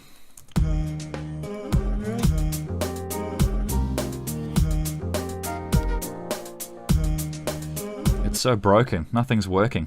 Nothing's working at all. What else have I got in Ableton? What's this?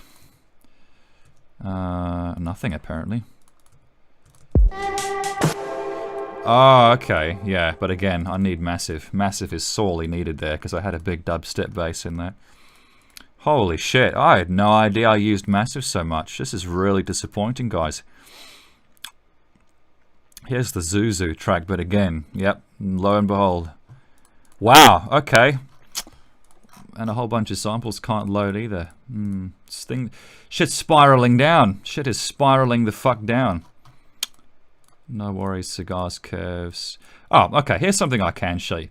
There's a track by Theo Parrish called Took Me All The Way Back, and I found the samples he used on Spotify, and I tried to recreate the track using some sounds from Breaking Bad as well, actually. I can dig it.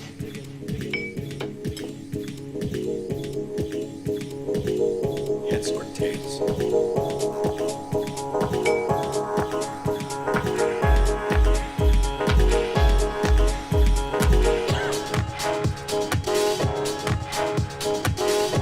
So this is the sample that I found on Spotify. This is actually what Theo Parrish used in his track Took Me All The Way Back. If we listen to the original... And then I ran it through a vinyl distortion. I took the bottom and the top off it. I compressed it a bit. Because his version was quite a bit dirtier than the original. And then I've added a bass line to it. Which is nowhere to be seen. Where the hell is that bass line? Are you kidding me? I can't actually see it anywhere.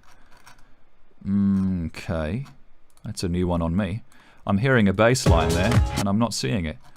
And I'm scrolling and there's nothing. That's bizarre. If I mute these channels, all of them...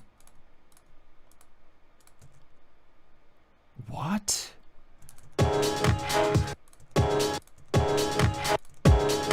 Oh, I see. I thought I used MIDI data. Okay, I've actually gone and used this bass, then I've just repitched it. Interesting.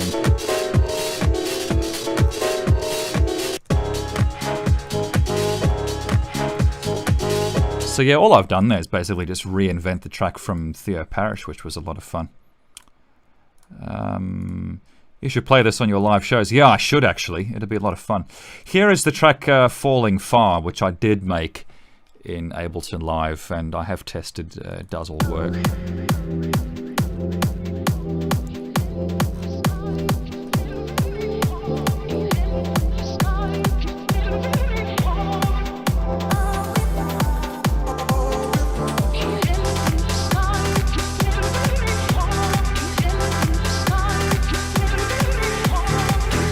So, obviously, you've got the voice of Glinda from Wizard of Oz. And here's the original samples. Tuned, of course. But you can see if I tried to mix those vocals the way they were, just awful, awful, awful. So you want to EQ all of your samples, really. And then I've just used this bass here. I've just chopped it and pitched it to follow these samples here. This chord sample I've applied erosion to. I've applied an auto filter, vinyl distortion, compression, a little bit of bottom end EQing as well. And then coming up here, we've got the piece from the Knight Rider soundtrack.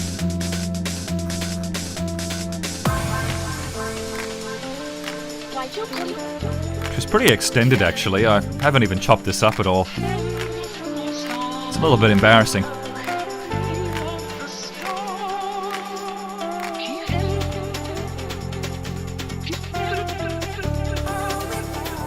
This is from an 80s track that I found somewhere on an iTunes playlist, I think.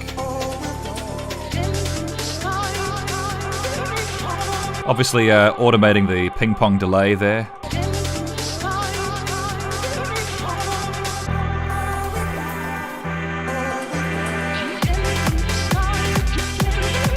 And then I like to use these effects here just to kind of build excitement.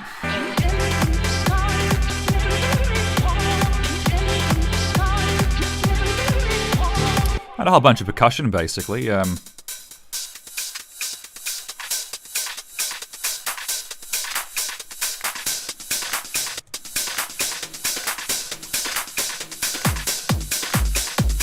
actually got two kicks there. I've got the one kick which is quite boxy, and then the sub that goes underneath it. You see, so there's two kick drums going on at the same time.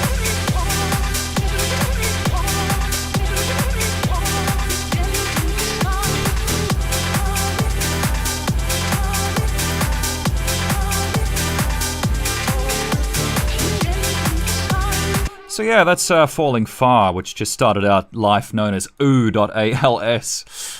I've shown you guys most of this stuff. I've shown you most of the stuff that I can until I start going too far back in time when I don't have the plugins I used to have. I'm not sure what this was. What is this? Oh yeah, what was this?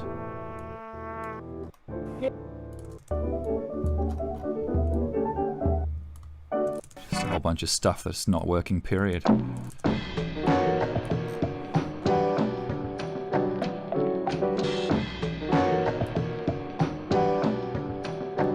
If anyone knows where this sample is from, please email me or something, because I want to find that vinyl. I recorded that off the radio with a tape recorder, so I have no idea where it's actually from, that track. Anyway, guys, I'm going to close the stream up for today. I'm realizing that I need to do a little bit more prep work in terms of getting all my other plugins installed, especially Massive. I really want to take you through some more projects. I want to find my old Mac drive and find the project files that everyone's been requesting to see. I just don't have them, unfortunately, and I don't have the plugins I need to keep going back in time on these projects, so I do apologize about this, but I've been streaming now for 2 hours 10 minutes. I see I've had 33 dropped frames, so I hope that hasn't created any issues. But I'll jump into comments for a quick second. I'll see what's going on. I saw you in Tucson, Arizona. Was that your last USA show? I gave you those t-shirts after this. Yeah, that's right. Thank you so much for those, man. I think it was the last show, actually, in the States. And, geez, I really want to go play America. No one rocks out in a club quite the way Americans do, I'll tell you what. What do you do when you hit a block, asks Ellie Ong. Well, geez, I just don't make music. Or I just try and I make shit. Have a great day again, Pogo. Glad to speak to you again. Thanks for coming down, guys. I do appreciate it. How do you keep yourself motivated and productive besides coffee? Thanks for doing the streams and answering. I don't know. I think the samples are what inspire me, to be honest. I mean, in the case of Robert Tilton, if you go and you watch Robert Tilton, He's got his whole Farting Preacher series on YouTube, and I mean, yeah, his whole series is just incredible. The guy was so inspirational that he just kind of helped me make the whole track, really. I didn't even have to work on it. What was the best act you've seen in Australia? Probably Blur in Perth, actually, except no one else seemed to agree with me. Everyone just sat through the whole concert. They had to ask the audience 3 times to stand up. It was embarrassing. Pat Forever asks, Nick, do you still play Xbox Live? No, sorry, Pat. I actually play PS4 more or less nowadays. Remember to check out Crypt of the Necrodancer. Yes, that looks like an amazing game. Ever thought about interpreting exotic music genres in your own style? That's an interesting idea. So like taking reggae or something, or maybe heavy metal. That's kind of what I did with Lose Your Mind. I wanted to make a Prodigy-style track. Have you listened to Sketches from An Island by Mark Barrow? It's a great listen. No, I haven't. Your mic is clipping a bit at maximum volume. You should check out the replay of this live. Yes, it probably is. I have my microphone at 250%. Maybe I'll take it down 200%. Thanks for the notice on that one. Will you be doing these every day? I would like to, Danielle, yes, but I'm just very disappointed that so many of my project files aren't working. I'm really bummed by that. I want to go much further back in time and see if I can get those older project files working. That'd be great.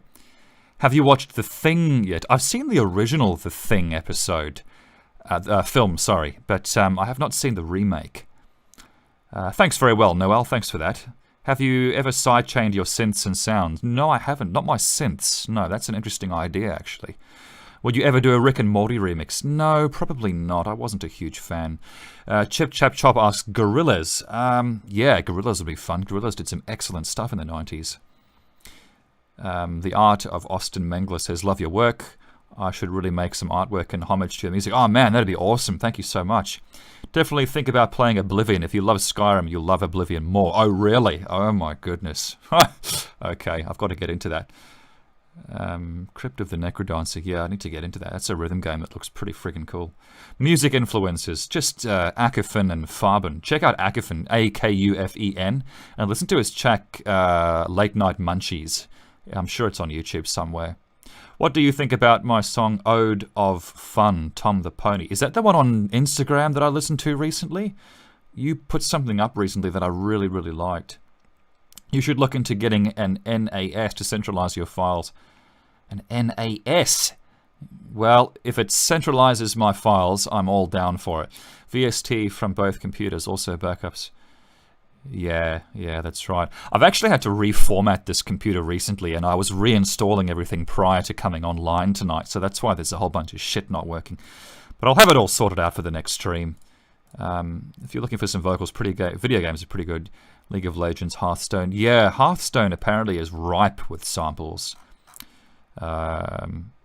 Ambient Euphoria says, I love your music so much it makes me excited. In my pants. Yeah, thank you very much for that, mate. I think. If you're a woman, yeah. Is there any music you've recently gotten into? No, not really. Justin Bieber, maybe? I listened to some Justin Bieber. It's alright showing us these tracks, but they don't get finished.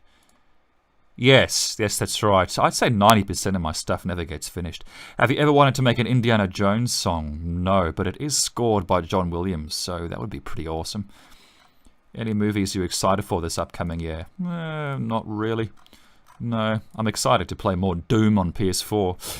I'm excited to play more Uncharted 4. I want to see what happens to Nathan Drake next.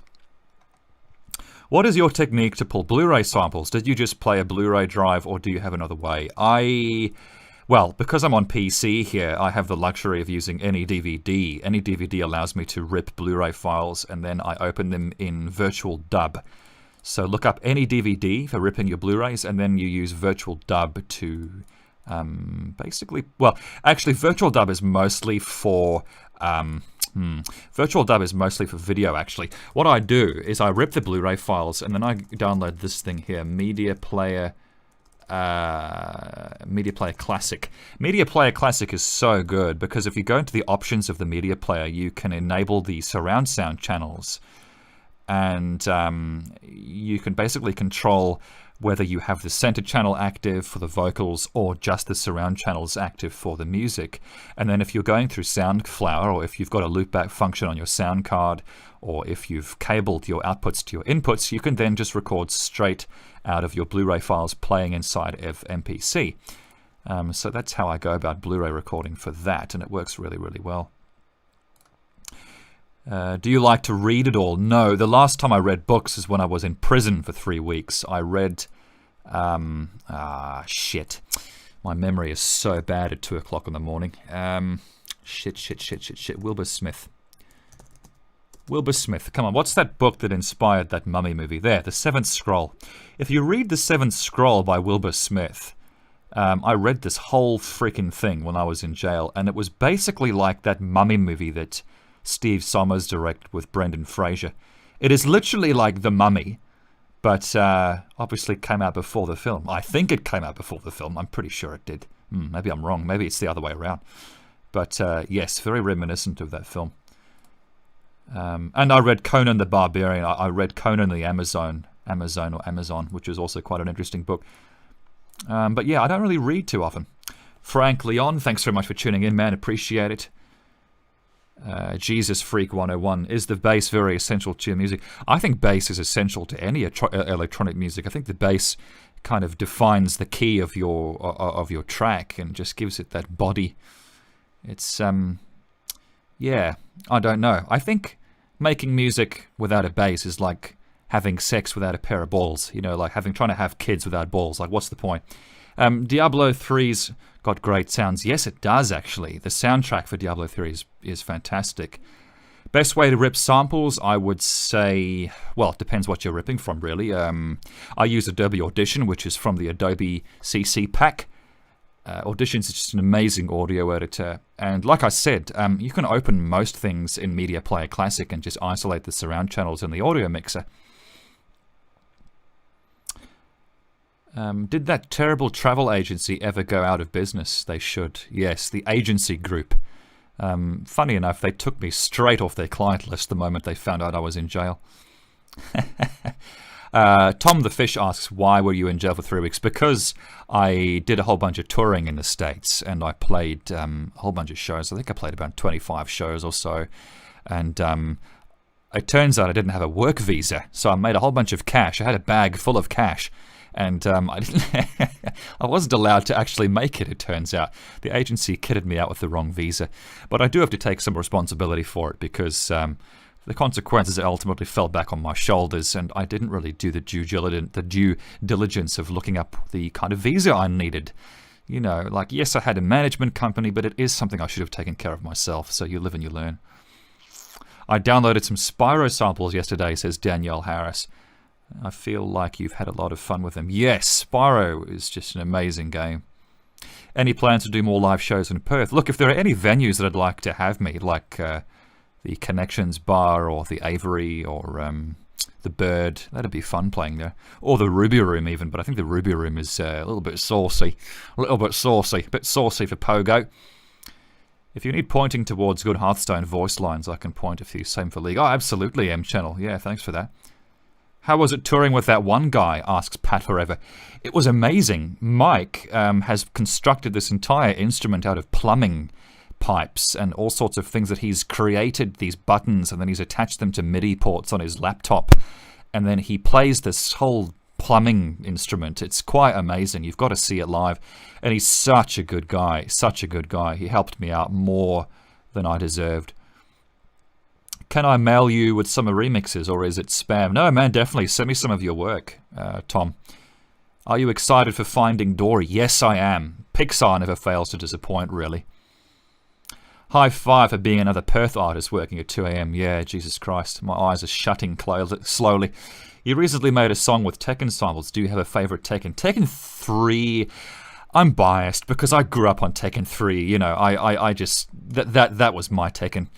I can't wait for the new Tekken to come out on PS4, though. Oh, that's going to be good. Well, do you listen to your audience's music, or are you that type that doesn't do that sort of thing? To be honest, I don't listen to much music, period. I listen to more music when I'm sampling than when I'm just walking or you know, just working. I don't really listen to music. I know that kind of sounds really, really weird. Ever played Ape Escape on PS1? No, but I heard it was pretty awesome. Shima here again. Sorry for being late to the stream, but I hear now. Yeah, very sorry to say, man. I've almost finished up my stream. I've been through all the project files I can go through before I need to go hunting for missing plugins, but I hope to do that in my next stream, hopefully tomorrow. Do you remember where you found your main bass sample, 20.wave and 37.wave? No, I don't. Shit, I really don't. 20 and 37, if I go through those samples... oh, God, I'm so tired. Talking for 2.5 hours straight takes a lot out of you. Samples melodic, what have I got here? 20.wave, which is that one there. What a nice fat click on the end of it. And 37. 30. Oh, you know what 37 is? That is a bass sample from Ocarina of Time. That's what that is. That's one of the instruments. That's when you get a... excuse me, Majora's Mask, not Ocarina of Time, Majora's Mask. Because when you put on one of the masks and become a character, you get a different instrument. And I think one of them is a bass guitar. So I think that's where 37.wave is from. Yes, that's right. Nick, don't tell me you're a filthy brotherhood. Synths are for life. Yeah, I don't know. I tried everything in Fallout 4. I tried everything in Skyrim as well. The thing about Skyrim is there's so much goddamn replay value. You can just do so many different storylines and different kinds of builds and classes. It's just amazing. Slap that bass. Yeah, I think that was a Majora's Mask sample. How should I send you the links to the MP3s? I've got easy ways to get them to you, but I feel like posting links here could be spammy. I'm not sure if you can even post links in this comment box, actually. I'm pretty sure it filters you out. But just go to my website, which I actually think stopped working recently. I think I missed a bill on my HostGator account. Oh no, they've reactivated it. So yeah, just go to my website here, pogomix.net, go to contact and just send me an email and put some stuff on Dropbox or whatever. It's like 2 a.m. over there. Yes, it is. I'm probably going to hit the sack soon, guys. I'll answer a couple more questions, and then I'm going to pack up. I'm going to pack up and ship out. Oh, I'm so friggin' tired. But I enjoy doing these streams, guys. I really do. I would like to get a webcam going, actually. I'd like to get some more Ableton and FL Studio projects working. I have to get my installation of Massive up and running again, because unfortunately that's been uninstalled, which is just really annoying. Will you ever reactivate the forums, asks Pat Forever. Probably not, man. Not unless there's popular request. I don't really see the whole point of it. It was always just a big maintenance issue, and I don't know. What was the theme of the forum? You know what I mean? Like, you go to gearsluts.com and it's an audio engineering forum. If you go to AVS forums, then it's an audio-visual codec forum. But the Pogo forums, like, what was the theme of it? I don't know what the point of it was. You automate music with video games. Seems a natural fit for you, considering how much you love games. Yeah, video games will be fun. What genres are you digging into for samples at the moment? A lot of disco stuff, a lot of post-disco on Spotify. A lot of the Winstons stuff, a lot of Joe Bataan. There's just anything disco, really. There's always that midway point in the track where they have like a drum solo and the sampling material is just gold. There's always Reddit. Yeah, exactly. There's always Reddit. Yeah. I'd love to become a voice actor someday, but we'll see about that, yeah. I think voice acting would be fun. Anyway, guys, I'm going to call the quits for this stream. I've been going for 2 hours, 24 minutes. What I might do in future is notify you guys about a stream a bit better in future, maybe a few hours before the stream, get some more people into the chat, give people a better chance to join in. I'm not a huge fan of, well, no, I haven't even listened to much FX Twin, actually. I remember you used to do some ambient stuff. Yeah, but Aphex Twin I've always heard good things about. I need to check his stuff out. Anyway, folks, I'm going to quit the stream right there. Thank you so much for tuning in, guys. I really, really appreciate it. I appreciate all the support. I'm sorry that my so many project files just aren't working for me tonight. I need to get my plugins installed and get some more stuff working. So yeah, guys, thanks very much. I'm going to save this stream on my YouTube channel where you guys can check it out in the future. And I might start streaming a bit earlier so that I'm not running on fumes by the end of the stream. All right, guys, thanks so much for tuning in.